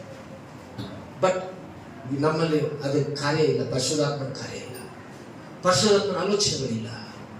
ಕ್ರೈಸ್ತರ ಅಂತಾರಷ್ಟೇ, ನಂಬಿದೀವಿ ಅಂತಾರಷ್ಟೇ, ರಕ್ಷಣೆ ಹೊಂದಿದೀವಿ ಅಂತಾರಷ್ಟೇ. ಪವಿತ್ರಾತ್ಮ ಭರಿತನಾದಂಥವನು ಶತ್ರುಗಳನ್ನು ಸಹ ಕ್ಷಮಿಸ್ತಾನೆ. ಪವಿತ್ರಾತ್ಮ ತುಂಬಲ್ಪಟ್ಟಂತವನು ಅವನು ಎಂತ ಕೊಲೆಗಾರನಾದ್ರೂ ಅವನು ಕ್ಷಮಿಸ್ತಾನೆ. ಪವಿತ್ರಾತ್ಮ ತುಂಬಲ್ಪಟ್ಟಂತವನು ಎಂತವರನ್ನು ಸಹ ಪ್ರೀತಿ ಮಾಡ್ತಾನೆ. ಅದಕ್ಕೂ ವಾಕ್ಯಗಳಿದೆ, ತೋರ್ಸಕ್ ಟೈಮ್ ಇಲ್ಲ. ಪವಿತ್ರಾತ್ಮದಿಂದ ತುಂಬದೆ ನಾಮಕಾರ್ಥವಾದ ಕ್ರೈಸ್ತರಾಗಿ ಇರುವಂತವರು ಕ್ಷಮಾಪಣೆ ಇರೋದಿಲ್ಲ. ಕ್ಷಮಾಪಣೆ ಇದ್ದಲ್ಲಿ ಬಂದು ಡ್ರೆಸ್ ಕೈ ಹಾಕ್ತಾರೆ. ದೇವರು ಮೆಚ್ಚುವುದಿಲ್ಲ. ಆಲೋಚನೆ ಮಾಡ್ರಿ, ಬೈಬಲ್ ಓದ್ರಿ, ಸತ್ಯವೇದವನ್ನು ತಿಳ್ಕೊಳ್ರಿ, ಹೋಲಿ ಸ್ಪಿರಿಟ್ ಅಂತ ಮಾತನಾಡ್ರಿ. ಓಕೆ, ನಾನು ಮುಂದಕ್ಕೆ ಹೋಗ್ತೀನಿ. ಇಲ್ಲಿ ಏನಾಗಿದೆ ನಾನು ಗಮನಿಸ್ತಾ ಬಂದಂತ ವಿಷಯ, ದಾವೀದನು ಏನ್ ಮಾಡ್ದ? ದಾವೀದನು ಏನದ? ಕುರಿಕಾರನು ರಾಜನದ. ಅವನ ಸಂತಾನನು ಆಶೀರ್ವಾದ, ಮಗನು ಆಶೀರ್ವಾದ ಬಂತು. ಕಾರಣ ಏನು? ಅವನೇನೋ ಕುರಿ ಕಾಯ್ದಿದ್ದಕ್ಕಲ್ಲ, ಅವನೇನೋ ಕೊಲೆಯಾತನ ಸಾಯಿಸಿದ್ದಕ್ಕಲ್ಲ. ಏನು? ಅವನ ಮೇಲೆ ಅಭಿಷೇಕ. ವಾಕ್ಯ ಕೇಳ್ರಿ, ಅವನ ಮೇಲೆ ಏನ್ ಬಂತು? ಅಭಿಷೇಕ ಬಂತು. ಇವತ್ತು ನಿನ್ನ ಮೇಲೆ ಅಭಿಷೇಕ ಇದೆಯಾ? ನಿಮ್ಮ ಮೇಲೆ ಪವಿತ್ರಾತ್ಮನ ಅಭಿಷೇಕ ಇದೆಯಾ? ನೀವು ನಂಬಿರುವಂತ ಯೇಸುವನ್ನ ಪ್ರತಿ ದಿನ ನೀವು ಪವಿತ್ರಾತ್ಮ ದೇವರ ಸಹಾಯ ಕೇಳ್ತಾ ಇದ್ದೀರಾ? ಪರಿಶುದ್ಧಾತ್ಮ ದೇವರನ್ನ ಮಟ್ಟಿಗೆ ಮಾತನಾಡುವಂತ ಪ್ರಾರ್ಥನೆ ಮಾಡ್ತಾ ಇದ್ದೀರಾ? ಅಭಿಷೇಕ ಇದೆ. ಮೂರನೇದು, ಯೇಸು ಸ್ವಾಮಿ 12 ಜನ ಶಿಷ್ಯನ ಆರಿಸ್ಕೊಂಡು ಎಲ್ಲ ಮೀನ್ ಹಿಡಿಯೋರು. ಗಲೀಲ ಸಮುದ್ರದಲ್ಲಿ ಮೀನ್ ಹಿಡಿಯೋರು, ಏನು ವಿದ್ಯೆ ಇಲ್ಲ, ಏನು ಬರಲ್ಲ. ಒಬ್ಬ ಮಾತ್ರ ಇನ್ಕಮ್ ಟ್ಯಾಕ್ಸ್ ಕಲೆಕ್ಟರ್. ಏನ್ರಿ ಇವರು ಮೀನ್ ಹಿಡಿಯುವಂಥವ್ರು. ಇವ್ರು ಯೇಸುವಿನ ಜೊತೆ ಇದ್ರಷ್ಟೇ. ಯೇಸುವಿನ ಏನೋ ಒಂದು ಬಿಲ್ಡಿಂಗ್ ಕಟ್ಟದೆ ಕಾಲೇಜ್ ಮಾಡಿಲ್ಲ ಅವ್ರಿಗೆ, ಅವ್ರ ಜೊತೆ ಇದ್ರ ಅಷ್ಟೇ. ಕ್ರಿಸ್ತನನ್ನು ಹಿಂಬಾಲಿಸಿದ್ರು ಅವರು, ಆತನ ಒಳ್ಳೆ ಗುಣಲಕ್ಷಣ ಹಿಂಬಾಲಿಸಿದ್ರು, ಯೇಸುವಿನ ಅದ್ಭುತಗಳನ್ನು ನೋಡಿದ್ರು, ಯೇಸುವಿನ ಶಕ್ತಿಯನ್ನು ನೋಡಿದ್ರು, ನಿಜವಾದ ದೇವರು ಈತನಂತ ಸಾಕ್ಷಿ ಕೊಟ್ಟರು. ಏನಾಯ್ತು? ಅವರು ಈ ಪ್ರಪಂಚದ ತಲೆ ಕೆಳಗೆ ಮಾಡಿದ್ರು ಶಿಷ್ಯರು. ಒಬ್ಬ ಯಂಸ್ಕರಿಂದ ಹೋದ, ಇನ್ನು ಉಳಿದಂತವ್ರು 11 ಜನ ಏನ್ ಮಾಡಿದ್ರು? ಎಲ್ಲ ಕಡೆ ಹೋಗಿ ಸುವಾರ್ತೆಯನ್ನು ಸಾರಿದ್ರು. ತೋಮ ನಮ್ಮ ದೇಶಕ್ಕೆ ಬಂದ, ಸುವಾರ್ತೆಯನ್ನು ಸಾರ್ದ. ಯಾಕೆ? ಪರಿಶುದ್ಧಾತ್ಮನವರನ್ನು ನಡೆಸ್ತಾ, ಪರಿಶುದ್ಧಾತ್ಮನ ಶಕ್ತಿ ಅವರಲ್ಲಿ ಬಂತು, ಪರಿಶುದ್ಧಾತ್ಮನವರೊಳಗೆ ಹೃದಯದಲ್ಲಿ ಜೀವಿಸ್ತಾ ಇದ್ದ. ಅವರು ಸಾಯುವುದಕ್ಕೂ ರೆಡಿಯಾದರು. ಶಿಷ್ಯರು ಸುವಾರ್ತೆಯನ್ನು ಪ್ರಪಂಚದ 4 ಮೂಲೆಯಲ್ಲಿ ಸಾರಿದಕ್ಕೆ ಇವತ್ತು ನಾವು ಕ್ರಿಸ್ತನನ್ನ ಈ ಚರ್ಚ್ ಕಟ್ಟಿದ್ದೇವೆ. ಇವತ್ತು ಯೇಸು ಕ್ರಿಸ್ತ ಮಕ್ಕಳಾಗಿದ್ದೇವೆ. ನಾವು ಪರಲೋಕವನ್ನು ಸಂಪಾದಿಸಿಕೊಂಡಿದ್ದೇವೆ. ನಮ್ಮ ಹೆಸರು ಜೀವನದಲ್ಲಿ ಬರದೆ ಇವತ್ತು ಅಂತ ಕ್ರೈಸ್ತರಾಗೋದಕ್ಕೆ ಕಾರಣ, ನಮ್ಮಲ್ಲಿರುವಂತಹ ಹಳೆಯ ಪದ್ಧತಿಗಳನ್ನು ಬಿಡೋದಕ್ಕೆ ಕಾರಣ, ಆ ದಿನ ಶಿಷ್ಯರು, ದೇವರ ಮಕ್ಕಳು ಪರಿಶುದ್ಧಾತ್ಮ ತುಂಬಲ್ಪಟ್ಟು ಸುವಾರ್ತೆ ಸಾರಿದರು. ಇವತ್ತು ನೀವು ಪರಿಶುದ್ಧಾತ್ಮದಿಂದ ತುಂಬಲ್ಪಟ್ಟಂತ ಪ್ರಾರ್ಥನೆ ಯಾರು ಮಾಡ್ತಾ ಇದ್ದೀರಾ? ಪರಿಶುದ್ಧಾತ್ಮ ತುಂಬಲ್ಪಟ್ಟಂತ ದೇವರ ವಾಕ್ಯವನ್ನು ಓದ್ತಾ ಇದ್ದೀರಾ? ಪರಿಶುದ್ಧಾತ್ಮ ತುಂಬಲ್ಪಟ್ಟಂತ ಆರಾಧನೆಗಳನ್ನು ನೀವು ಮಾಡ್ತಾ ಇದ್ದೀರಾ? ಪರಿಶುದ್ಧಾತ್ಮ ತುಂಬಲ್ಪಟ್ಟಂತ ವಾದ್ಯಗಳನ್ನು ನೀವು ಬಾರಿಸ್ತಾ ಇದ್ದೀರಾ? ಪರಿಶುದ್ಧಾತ್ಮ ತುಂಬಲ್ಪಟ್ಟಂತ ಸಮಯವನ್ನು ಮೇಂಟೈನ್ ಮಾಡ್ತಾ ಇದ್ದೀರಾ? ಪರಿಶುದ್ಧಾತ್ಮ ತುಂಬಲ್ಪಟ್ಟಂತ ಕಣ್ಣೀರಿನ ಆ ಆತ್ಮದ ಶಕ್ತಿ ನಿಮ್ಮಲ್ಲಿ ಇದೆಯಾ? ಯಾವ ರೀತಿ ನಾವು ದೇವರ ಸನ್ನಿಧಿಗೆ ಬರ್ತಿದ್ದೇವೆ? ಸಮಯವನ್ನು ಬದಲಾವಣೆ ಆದ, ಸೌಲನ್ನು ಬದಲಾವಣೆ ಆದ, ದಾವೀದನು ಬದಲಾವಣೆ ಆದ, ಶಿಷ್ಯರು ಬದಲಾವಣೆ. ಕಾರಣ ಪರಿಶುದ್ಧಾತ್ಮದಿಂದ ಅವರು ತುಂಬಲ್ಪಟ್ಟಿದ್ದಕ್ಕೆ. ಇವತ್ತು ನಿಮ್ಮಲ್ಲಿ ಈ ಆತ್ಮ ಇದೆಯಾ? ಪರಿಶುದ್ಧಾತ್ಮನ ಆತ್ಮ ಇದೆ. ಪರಿಶುದ್ಧಾತ್ಮನ ವರಗಳು ದೇವರಿಗೆ ಉಪಯೋಗಿಸ್ತೀಯಾ? 3 ವಿಷಯಗಳಿಂದ ಮುಗಿಸ್ತೀನಿ. ಅನೇಕ ಸಾರಿ ಪರಿಶುದ್ಧಾತ್ಮವನ್ನ ನಿರ್ಲಕ್ಷ್ಯತನ ಮಾಡುವಂತ ಕ್ರೈಸ್ತರಿದ್ದಾರೆ. ಮೊದಲ ತಿಮೋತಿ ಪತ್ರಿಕೆ, ವಾಕ್ಯ ತೋರಿಸ್ಬೇಕಲ್ಲ, ಸುಮ್ಮನೆ ಹೇಳ್ಬಿಟ್ರೆ ಎಲ್ಲ ಸಾರಲು ನಮಗೆ ಹೇಳಿದ್ದಾರೆ ಅಂತಾರೆ. ಮೊದಲ ತಿಮೋತಿ ಪತ್ರಿಕೆ 4ನೇ ಅಧ್ಯಾಯ 14ನೇ ವಚನ. ನಿನ್ನಲ್ಲಿರುವ ವರವನ್ನು ಅಲಕ್ಷ್ಯ ಮಾಡಬೇಡ. ಸಭೆಯ ಹಿರಿಯರು ಪ್ರವಾದನೆಯ ಸಹಿತವಾಗಿ ನಿನ್ನ ಮೇಲೆ ಹಸ್ತಗಳು ಇಟ್ಟಾಗ ಅದು ನಿನಗೆ ಕೊಡಲ್ಪಟ್ಟಿದೆ. ಏನಂತೆ? ನಿನ್ನಲ್ಲಿರುವಂತ ವರ. ಇನ್ನು ಅಲ್ಲಿ ಹೋದ್ರೆ ಹಿಂದಕ್ಕೆ ಹೋದ್ರೆ ಪವಿತ್ರಾತ್ಮ ವರಗಳು, ಟೈಲನ್ನು ತೋರಿಸ. ನಿನ್ನಲ್ಲಿರುವಂತ ಪವಿತ್ರಾತ್ಮ ವರಗಳು ಅದು ಯಾವುದೇ ಇರ್ಬೋದು. ಪ್ರಾರ್ಥನೆ ಮಾಡೋ ಇರ್ಬೋದು, ವರ ಇರ್ಬೋದು. ಪರಿಚಯ ಮಾಡೋ ವರ ಇರ್ಬೋದು. ಕಸ ಗುಡಿಸೋ ವರ ಇರ್ಬೋದು. ಗಾಡಿ ತೊಳೆಯೋ ವರ ಇರ್ಬೋದು. ವಾದ್ಯಗಳನ್ನು ಬಾರಿಸೋ ವರ ಇರ್ಬೋದು. ನೀನ್ ಏನಾದ್ರು ದೇವರ ಕೆಲಸ ಹೇಳಿದ್ರೆ ಅದು ತಂದು ಸಹಾಯ ಮಾಡುವಂತ ವರ. ಈ ವರಗಳು ನೀನೇನ್ ಆಸಕ್ತಿಯಿಂದ ಮಾಡಬೇಕು. ಸಂಡೇ ಸ್ಕೂಲ್ ಕೆಲಸ ಮಾಡುವಂಥದ್ದು, ಯೂತ್ ಮಧ್ಯದ ಸೇವೆ ಮಾಡುವಂಥದ್ದು, ಕರಪತ್ರಗಳು ಹಂಚುವಂಥದ್ದು. ಏನಂತೆ? ನೀವು ದೇವರ ಸಾಲಕ್ಕೆ ಬಂದು ಇಲ್ಲೆಲ್ಲ ಸ್ವಚ್ಛ ಮಾಡುವಂಥದ್ದು. ಯಾವುದೋ ದೇವರ ಸಭೆಯ ಕೆಲಸ. ನಿನ್ನ ಜೀವಿತದಲ್ಲಿ ದೇವರು ಏನೋ ಒಂದು ವರ ಕೊಟ್ಟಿದ್ದಾನೆ. ಆ ವರ ಉಪಯೋಗಿಸ್ತಾ ಇದೆಯಾ? ಆ ವರಗಳನ್ನು ದೇವರು ಉಪಯೋಗಿಸ್ತಾ ಇದೆಯಾ? ಏನಂತೆ ಪವಿತ್ರಾತ್ಮ ಪೌಲನು ಹೇಳ್ತಾನೆ, ದೇವರ ಮಕ್ಕಳಾದ ನಮಗೆ ಏನಂದ್ರೆ ನಿನ್ನಲ್ಲಿರುವ ವರವನ್ನು ಅಲಕ್ಷ್ಯ ಮಾಡಬೇಡ. ಬಹಳ ಜನ ಅಲಕ್ಷ್ಯ, ದೇವರಿಂದ ಅಲಕ್ಷ್ಯ, ಪಾಸ್ಟರ್ ಅಲಕ್ಷ್ಯ, ಚರ್ಚ್ ಅಲಕ್ಷ್ಯ, ಆರಾಧನೆ ಅಲಕ್ಷ್ಯ, ಬಂದು ನಿಂತು ಹಾಡು ಅಂದ್ರೆ ಅಲಕ್ಷ್ಯ, ವಾದ್ಯಗಳು ಬಾರಿಸಬೇಕು ಅಲಕ್ಷ್ಯ, ಪರಿಚಯ ಮಾಡಬೇಕು ಅಲಕ್ಷ್ಯ. ಏನ್ರಿ ಇವತ್ತು ಅಂತ ಅಲಕ್ಷ್ಯ ಇರುವಂತವರಲ್ಲಿ ಪರಿಶುದ್ಧ ಆತ್ಮ ಇರೋದಿಲ್ಲ, ಕಾರ್ಯ ಮಾಡ್ತಾ ಇಲ್ಲ. ಯಾಕೆ? ನೀನು ಪರಿಶುದ್ಧ ಆತ್ಮನ ನೀನೇನ್ ಮಾಡ್ತಿದ್ದೆ, ಆತನನ್ನ ದುಃಖಪಡಿಸ್ತಿದ್ದೆ, ನಿರ್ಲಕ್ಷ್ಯತನ. ನೀನು ಬ್ಯಾಂಕ್ ಎಷ್ಟೊತ್ತಿಗೆ ಅಣ್ಣ ಹೇಳ್ತೀವಿ, ಅಯ್ಯೋ ನನ್ನ ಕರೆಕ್ಟಾಗಿ ಹೋಗ್ಲಿಲ್ಲ, ನನಗೆ ತುಂಬಾ ಇದಾಗುತ್ತೆ ಸರ್, ರಜಾ ಕೊಡೋಕೆ ನನಗೆ ಭಾರಿ ಕಷ್ಟ ಆಗುತ್ತೆ ಸರ್, ಅಯ್ಯೋ ನನ್ನ ಟೀಚರ್ ನನಗೆ ಅಯ್ಯೋ ರಜಾ ಕೊಡಲ್ಲ, ನಾನು ಟೈಮ್ ಕರೆಕ್ಟ್ ಹೋಗಿ ನೀವು ಹಾಕ್ಬೋದು. ಕರೆಕ್ಟ್ ಅಲ್ಲ, ಕರೆಕ್ಟ್ ಅಲ್ಲ, ನಾನು ಅವ್ರ ಬಗ್ಗೆ ಹೇಳ್ತೀನಿ, ಅದು ಕರೆಕ್ಟ್ ಅಲ್ಲ. ನಿರ್ಲಕ್ಷ್ಯತೆ. ನಮ್ಮ ಸ್ಕೂಲ್ 10 ಗಂಟೆಗೆ ಆದ್ರೆ ಎಲ್ಲಿ ಬಿಡ ನಮ್ಮ ಮಕ್ಳಿಗೆಲ್ಲ ಆಟ ಆಡಿಸಿ ತಿನ್ನಿಸಿ ನಾನು 11:30 ಬಂದು ಹೇಳಿ ನಾನು ಹೊರಪ್ಪಂತ ನನಗೇನಂತ ಅಂತೀರಾ? ಏನ್ ಮಾಡ್ತೀರಾ? 5 ನಿಮಿಷ ಮುಂಚೆ ರೆಡಿ ಇರ್ತೀರ.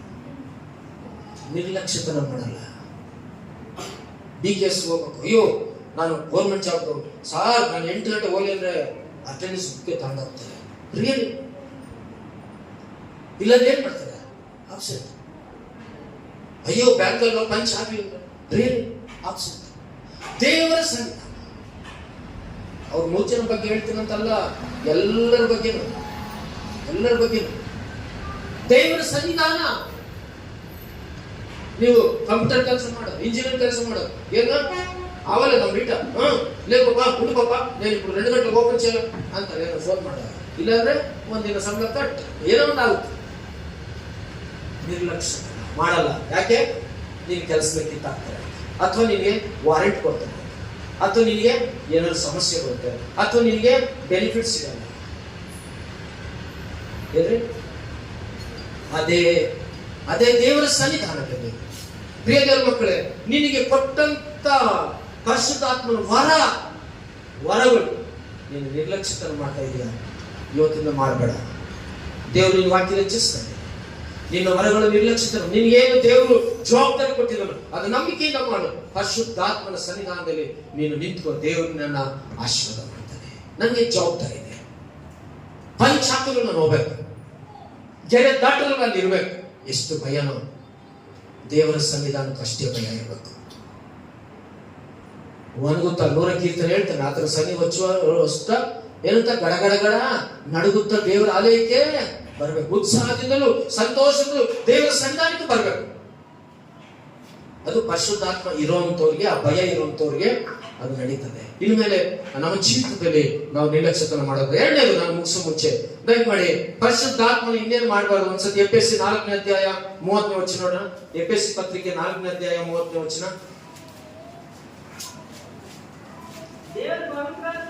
ದೇವರ ಪವಿತ್ರಾತ್ಮನನ್ನು ದುಃಖಪಡಿಸಬೇಡಿರಿ, ಆತನಲ್ಲಿಯೇ ವಿಮೋಚನೆ ದಿನಕ್ಕಾಗಿ ಮುದ್ರೆ ಹೊಂದಿದ್ದೀರಲ್ಲ.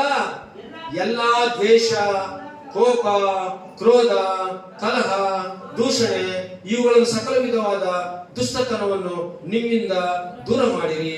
ಒಬ್ಬರಿಗೊಬ್ಬರು ಉಪಕರಣಗಳಾಗಿಯೂ ಕರುಣೆಯುಳ್ಳವರಾಗಿಯೂ ಕ್ಷಮಿಸುವವರಾಗಿಯೂ ಇರ್ರಿ.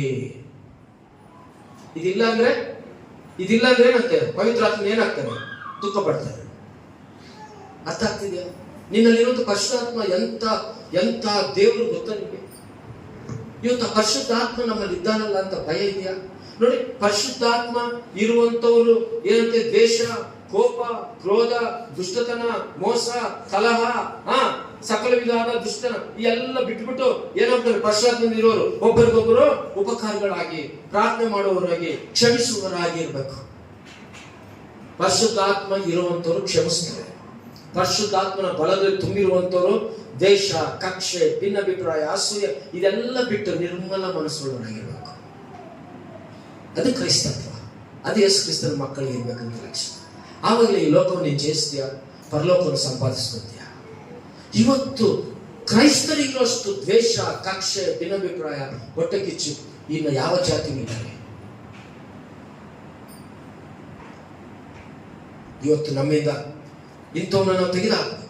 ಇವತ್ತು ಬೇರೆಯವರು ಒಬ್ರಿಗೊಬ್ರು ಕ್ಷಮಿಸ್ತಾರೆ. ಇವತ್ತು ರೊಟ್ಟಸಕಾಯ ಕ್ರೈಸ್ತರ ಅಂದ್ಕೊಂಡು, ದೇವರ ಮಕ್ಕಳು ಅಂದ್ಕೊಂಡು ಬಾಪ್ತಿಸ್ಮ ತಗೊಂಡವ್ರಿಗೆ ಇವತ್ತು ಒಬ್ರಿಗೊಬ್ರು ಕ್ಷಮಾಪಣೆಗಳಿಲ್ಲ.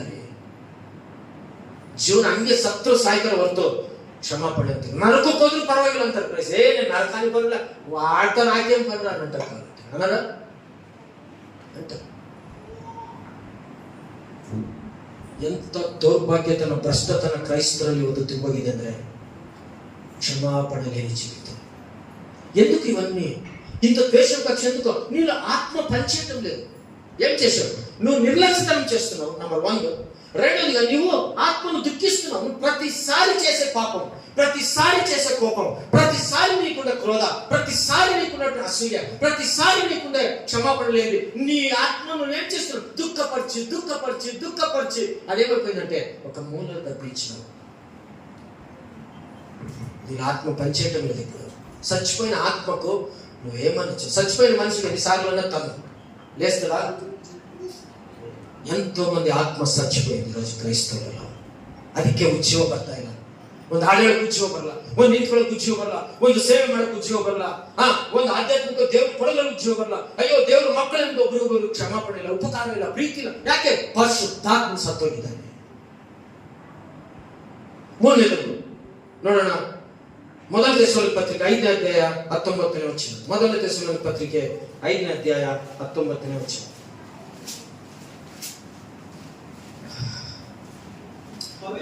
ಪವಿತ್ರಾತ್ಮನನ್ನು ನಂದಿಸಬೇಡಿರಿ, ಹೀನೈಸಬೇಡಿರಿ, ಎಲ್ಲವನ್ನು ಪರಿಶೋಧಿಸಿ ಹಿಡಿದುಕೊಳ್ಳಿರಿ, ದೂರವಾಗಿರಿ. ಈ ಆತ್ಮ ಏನ್ ಹೇಳ್ತಿದೆ? ಈ ಆತ್ಮ ಏನ್ ಹೇಳ್ತಿದೆ? పవిత్రాత్మను నందిసబేడు. తెలుగులో ఏముంది? ఆర్పగాకనే తెలుగులో ఆత్మను ఆర్పకుడి. ఆరిపోయింది ఎంతో మంది విశ్వాస జీవితాలు.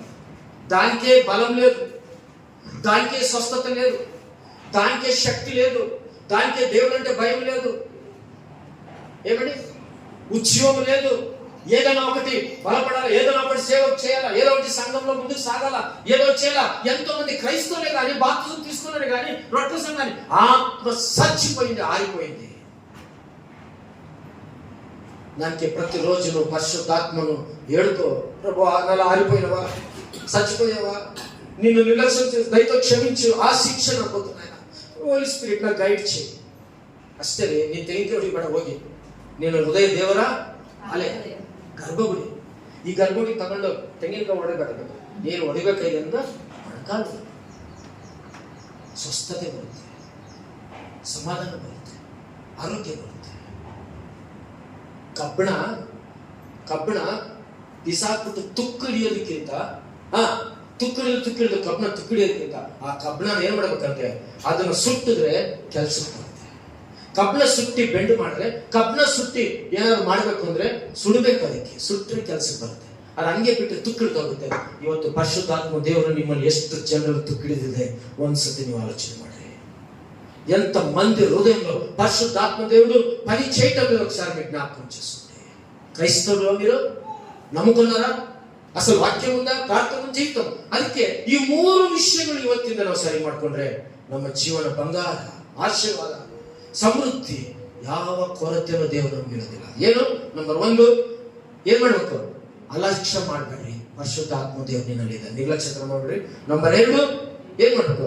ನೀವು ಪರಿಶುದ್ಧಾತ್ಮನ ಅಳಿಸ್ಬೇಡ್ರಿ. ನೀವು ಅಳಿಸ್ತಾ ಇದ್ದೀರಾ? ಎಷ್ಟೋ ವಿಷಯದಲ್ಲಿ ನಿಮ್ಮ ವಿಷಯದಲ್ಲಿ ದೇವರು ಕಣ್ಣಿಟ್ಟಿದ್ದಾರೆ. ಸಿಂಪಲ್ ಆಗಿ ಹೇಳ್ಬೇಕು ಅಂದ್ರೆ ನೀನು ಬೈಬಲ್ ಮುಟ್ಟದಲ್ಲೇ ದೇವರ ಆತ್ಮ ಮಾಡ್ತಾ ಇದ್ದಾನೆ. ಸಿಂಪಲ್ ವಿಷಯ ನೀನು ಹೇಳ್ಬೇಕಂದ್ರೆ ನೀನು ದೇವರ ಸನ್ನಿಧಾನದಲ್ಲಿ ಉಪವಾಸದಿಂದ ಪ್ರಾರ್ಥನೆ ಮಾಡೋದೇ ದೇವರು ಹೇಳ್ತಾರೆ. ಅದು ಹತ್ತು ನಮಗೆ ಬರಬಾರದ ಸಮಸ್ಯೆಗಳು, ಶೋಧನೆಗಳು, ಪರಿಶುದ್ಧಾತ್ಮ ಸನ್ನಿಧಾನದಲ್ಲಿ ನೀನು ಕಣ್ಣೀರಿಡು, ನಿನ್ನ ಗದಿಯೊಳಗೆ ಹೋಗು, ಪ್ರಾರ್ಥಿಸು. ಆತ್ಮನೇ ಅಪ್ಪ, ನನ್ನನ್ನು ಬಲಪಡಿಸು, ನನಗೆ ಶಕ್ತಿ ಕೊಡು, ನನಗೆ ನೆಮ್ಮದಿ ಕೊಡು, ನನಗೆ ಸಮಯ ಕೊಡು. ಅವಲ್ಲಿ ಪ್ರಾರಂಭ. ಅದೇ ಪರಿಶುದ್ಧಾತ್ಮನನ್ನ ನೀವೇನ್ ಮಾಡಬೇಕು? ಬೇಡ್ಕೋಬೇಕು, ಪ್ರಾರ್ಥನೆ ಮಾಡ್ರಿ. ನಂಬರ್ 3 ನಾನು ಮುಗಿಸ್ತಾ ಇದ್ದೇನೆ ಪ್ರೇರೆ. ಪರಿಶುದ್ಧಾತ್ಮನನ್ನ ಆರಿಸಬೇಡ. ದೀಪ ಆರೋದ್ರೆ ಅಷ್ಟೇ, ಮುಗಿದು. ಒಂದು ಸತಿ ನಿನ್ನ ಆತ್ಮ ಆರೋಗಿದೆಯಾ? ಅದಕ್ಕೆ ನಿನ್ನಲ್ಲಿ ಆತ್ಮ ಕಾರ್ಯಗಳು ನಡೀತಾ ಇಲ್ಲ, ಅದಕ್ಕೆ ನಿನ್ನ ಜೀವನದಲ್ಲಿ ಸಮಾಧಾನ ಇಲ್ಲ. ನಿನ್ನಲ್ಲಿ ಆತ್ಮ ಆರೋಗಿದೆ, ಅದಕ್ಕೆ ಎಷ್ಟೋ ಸಾರಿ ನೀನು ಏನ್ ಮಾಡ್ಬೇಕು ಅರ್ಥ ಆಗ್ತಾ ಇಲ್ಲ. ನಿನ್ನಲ್ಲಿ ಆತ್ಮ ಆರೋಗಿದೆ, ನೀನು ಮುಂದೆ ಹೇಳಿ ಆಗೋಕೆ ಆಗ್ತಾ ಇಲ್ಲ. బిగినింగ్ ಅಲ್ಲಿ ಎಲ್ಲೋ ಬಿದ್ದೋಗಿದೆಯಾ? దానికి ప్రకటన ಹೇಳ್ತಾರೆ, నువ్వు ఎక్కడ పడినావు అక్కడి నుంచి తిరిగి మరలా లే. నువ్వు ఎక్కడ దారి తప్ప అక్కడి నుంచి మళ్ళీ తిరిగి లే. దేవుడు నిన్ను హెచ్చిస్తాడు, దేవుడు నిన్ను ఆశీర్వదిస్తాడు. ఈ రోజు ఒక తీర్మానం చేసుకుని ఆరాధన చేయాలి. ప్రభువా ಕರ್ತನೆ, ನಾನು ಜೀವಿತದಲ್ಲಿ ಸ್ವಾಮಿ ದಯಮಾಡಿ ಕ್ಷಮಿಸಪ್ಪ. ಪರಿಶುದ್ಧಾತ್ಮನೇ ನನ್ನೊಟ್ಟಿಗೆ ಬಾ. ಪರಿಶುದ್ಧಾತ್ಮನೇ ನನ್ನೊಟ್ಟಿಗೆ ಜೀವನ ಮಾಡು. ಪರಿಶುದ್ಧಾತ್ಮನೇ, ನಾನು ತುಂಬಾ ನಿರ್ಲಕ್ಷ್ಯ ಮಾಡಿದ್ದೇನೆ ನನ್ನ ವಿಷಯದಲ್ಲಿ. ಪರಿಶುದ್ಧಾತ್ಮನನ್ನು ತುಂಬಾ ದುಃಖ ಪಡಿಸಿದ್ದೇನಪ್ಪ ನಿನ್ನನ್ನು. ನೋಡ್ರಿ, ಯಾರಾದ್ರೂ ನಿಮ್ ಫ್ರೆಂಡ್ಸ್ ದುಃಖ ಪಡ್ರಿ, ಅವ್ನು ನೀನ್ ಮತ್ತೆ ಬಾಲ ಅಳಿಸ್ತೇವೆ, ಅವ್ನು ಸರಿ ಇಲ್ಲ ಅಂತ ಬಿಟ್ಬಿಡ್ತೀನಿ, ಬಿಡಲ್ಲ. ನೀನ್ ಯಾವಾಗಲೂ ಬೈತಾ ಇರು, ದುಃಖ ಮಾಡು. ನಿಮ್ಮ ಮನೆಯವರು, ಕುಟುಂಬಸ್ಥರು ಯಾವಾಗಲೂ ನನ್ನ ಅಳಿಸ್ತಾನೆ, ಅವನು ಏನಪ್ಪ ನನ್ಗೆ ಸಾಕಾಗಿದೆ, ಬೇಜಾರಾಗ್ತೇನೆ, ಆಗಲ್ಲ. ಪರಿಶುದ್ಧಾತ್ಮನ ಒಬ್ಬ ವ್ಯಕ್ತಿ, ಪವಿತ್ರಾತ್ಮ ದೇವರೊಬ್ಬ ವ್ಯಕ್ತಿ. ದೇವರು ನಿನ್ನಲ್ಲಿ ನಿವಾಸ ನಿರ್ವಹಿಸ್ತಾರೆ. ಪರಿಶುದ್ಧಾತ್ಮ ನಿನ್ನೊಳಗು ನಿನ್ನಲ್ಲಿ ನಿವಾಸ. God is with you. The Holy Spirit is with you. ನೀನು ಪ್ರಾರ್ಥನೆ ಮಾಡು, ಹೋಲಿ ಸ್ಪಿರಿಟ್, ನಾನು ಎಲ್ಲಿ ಸ್ವಾಮಿ ನಿರ್ಲಕ್ಷ್ಯ ಮಾಡಿದ್ದೇನೆ ಜ್ಞಾಪಕ ಮಾಡು. ನಾನು ಎಲ್ಲಿ ನೀನು ದುಃಖ ಪಡಿಸ್ತಾ ಇದ್ದೀನೋ ಕರ್ತನ ಪವಿತ್ರ ನಾನು ಎಲ್ಲಿ ಆರಿಸುತ್ತೇನೆ. ಆರೋಗಿದ್ದೀನಿ, ಆರೋದ ದೀಪ ಹತ್ತಿಸೋದಕ್ಕೆ ಪ್ರಯತ್ನ ಮಾಡು. ಆರೋಗಿರುವಂಥ ದೀಪಕ್ಕೆ ಎಣ್ಣೆ ಹಾಕೋದಕ್ಕೆ ಪ್ರಯತ್ನ ಮಾಡು. ಆರೋಗಿರುವಂಥ ದೀಪಕ್ಕೆ ಬೆಳಗುವುದಕ್ಕೆ ಪ್ರಯತ್ನ ಮಾಡು. ಇಷ್ಟೇ, ಬೆಳಗೋದಕ್ಕೆ ಇಷ್ಟೇ. ಪರಿಶುದ್ಧಾತ್ಮ ಹತ್ರ ಈಗಲೂ ತೀರ್ಮಾನ ಮಾಡ್ಕೊ. 2 ನಿಮಿಷ ಟೈಮ್ ಕೊಡ್ತೀನಿ, ಯಾರು ಸ್ತುತಿ ಮಾಡಬೇಡ್ರಿ. ಖಂಡಿತವಾಗಿ ಇಲ್ಲಿ ಅನೇಕರ ಹೃದಯದಲ್ಲಿ ಆತ್ಮದಲ್ಲಿ ಪರಿಶುದ್ಧಾತ್ಮ ಸತ್ತೋಗಿದ್ದಾನೆ. ಇಲ್ಲಿ ಅನೇಕರ ಹೃದಯದಲ್ಲಿ ಪರಿಶುದ್ಧಾತ್ಮನ ಕಾರ್ಯಗಳು ನಡೀತಾ ಇಲ್ಲ. ಇಲ್ಲಿ ಅನೇಕರ ಹೃದಯದಲ್ಲಿ ಪರಿಶುದ್ಧಾತ್ಮನ ಕೆಲಸ ಮಾಡ್ತಾ ಇಲ್ಲ. ಇಲ್ಲಿ ಅನೇಕರ ಹೃದಯದಲ್ಲಿ ಪರಿಶುದ್ಧಾತ್ಮನು ಚಟುವಟಿಕೆ ಇಲ್ಲ. ಲೋಕದ ಆಲೋಚನೆಗಳು. ದೇವರ ಸನ್ನಿಧಾನದಲ್ಲಿ ಒಂದು ತೀರ್ಮಾನ ಮಾಡೋಣ. ಇವತ್ತಿನಿಂದ ಪರಿಶುದ್ಧಾತ್ಮನ ನನಗೆ ಸಹಾಯ ಮಾಡು. ಪರಿಶುದ್ಧಾತ್ಮನ ಬಲ ನನಗೆ ಕೊಡು. ಪರಿಶುದ್ಧಾತ್ಮನ ದುಃಖಪಡಿಸಿದ ಕ್ಷಮಿಸು ಸ್ವಾಮಿ. ಒಂದು ಸಾರಿ ನಿನ್ನ ಮುಂದೆ ನನ್ನ ಜ್ಞಾಪಕ ಮಾಡಿಕೊ. ನಿನ್ನ ಆತ್ಮದಲ್ಲಿ ನಾನು ನಡೆಯುವ ಹಾಗೆ, ನಿನ್ನ ಆತ್ಮದ ಚಿತ್ತದ ಪ್ರಕಾರ ನಾನು ನಡೆಯುವ ಹಾಗೆ, ನಿನ್ನೊಟ್ಟಿಗೆ ಮಾತನಾಡಿ ನೀನು ಹೇಳಿದ ಹಾಗೆ ಮಾಡುವುದಕ್ಕೆ ಆತ್ಮ ನನಗೆ ಸಹಾಯ ಮಾಡು. ಇಷ್ಟೇ. ದೇವರು ನಿನ್ನನ್ನು ಆಶೀರ್ವದಿಸ್ತೇನೆ. ದೇವರ ವಾಕ್ಯವನ್ನು ಆಶೀರ್ವದಿಸ್ತೇನೆ. ಎಲ್ಲರೂ ಕಣ್ಣುಗಳನ್ನು ಮುಚ್ಚಬೇಕು. ಈ ವಾಕ್ಯ ಪರಿಶುದ್ಧಾತ್ಮ ದೇವರಿನೊಟ್ಟಿಗೆ ಮಾತನಾಡಿದ್ದಾನೆ. ವಾಕ್ಯಗಳು ನಾನೆಲ್ಲ ಸ್ವಂತ ಇಚ್ಛೆಯಿಂದ ಹೇಳಿಲ್ಲ, ಪ್ರತಿ ವಾಕ್ಯವನ್ನು ತೋರಿಸಿದ್ದಾನೆ. ಆ ವಾಕ್ಯಕ್ಕಾದ್ರೂ ನೀವು ಬೆಲೆ ಕೊಡಿ, ಆ ಬೈಬಲ್ಗಾದ್ರೂ ನೀವು ಬೆಲೆ ಕೊಡಿ. ಈಗಲಾದ್ರೂ ಜೀವಿತದಲ್ಲಿ ಮಾರ್ಪು ಹೊಂದಿ. ಹೋಲಿ ಸ್ಪಿರಿಟ್, ಪ್ರತಿದಿನ ನಿನ್ನ ಆತ್ಮವನ್ನು ನಾನು ಬೆಳಗಿಸ್ತೇನೆ, ಓದ್ತೇನೆ, ನೀನು ಕೊಟ್ಟಂತ ವರಗಳನ್ನು ಸೇವೆ ಉಪಯೋಗಿಸ್ತೇನೆ, ಸುವಾರ್ತೆ ಸಾರ್ತೇನೆ. ಆಮೇಲೆ ನೀನನ್ನು ಹೆಚ್ಚಿಸ್ತೀಯ, ಆಶೀರ್ವಾದ ಮಾಡ್ತೇನೆ, ನನ್ನ ಕೊರತೆಗಳೆಲ್ಲ ನೀಗಿಸ್ತೀಯ. ಎಲ್ಲ ಈ ವಾಕ್ಯ ಕೇಳಿದಾಗೆ ಮಾಡ್ತೇನೆ. 3 ನಿಮಿಷಗಳ ಕಾಲ ನಾನು ನೋಡ್ತಿರ್ತೀನಿ. ಒಂದು ಸಾರಿ ನಮ್ಮ ಜೀವನದಲ್ಲಿ ಪರಿವರ್ತನೆ ಮಾಡಿಕೊಂಡು ಆಮೇಲೆ ನಾವು ಮುಂದೆ ಹೋಗೋಣ.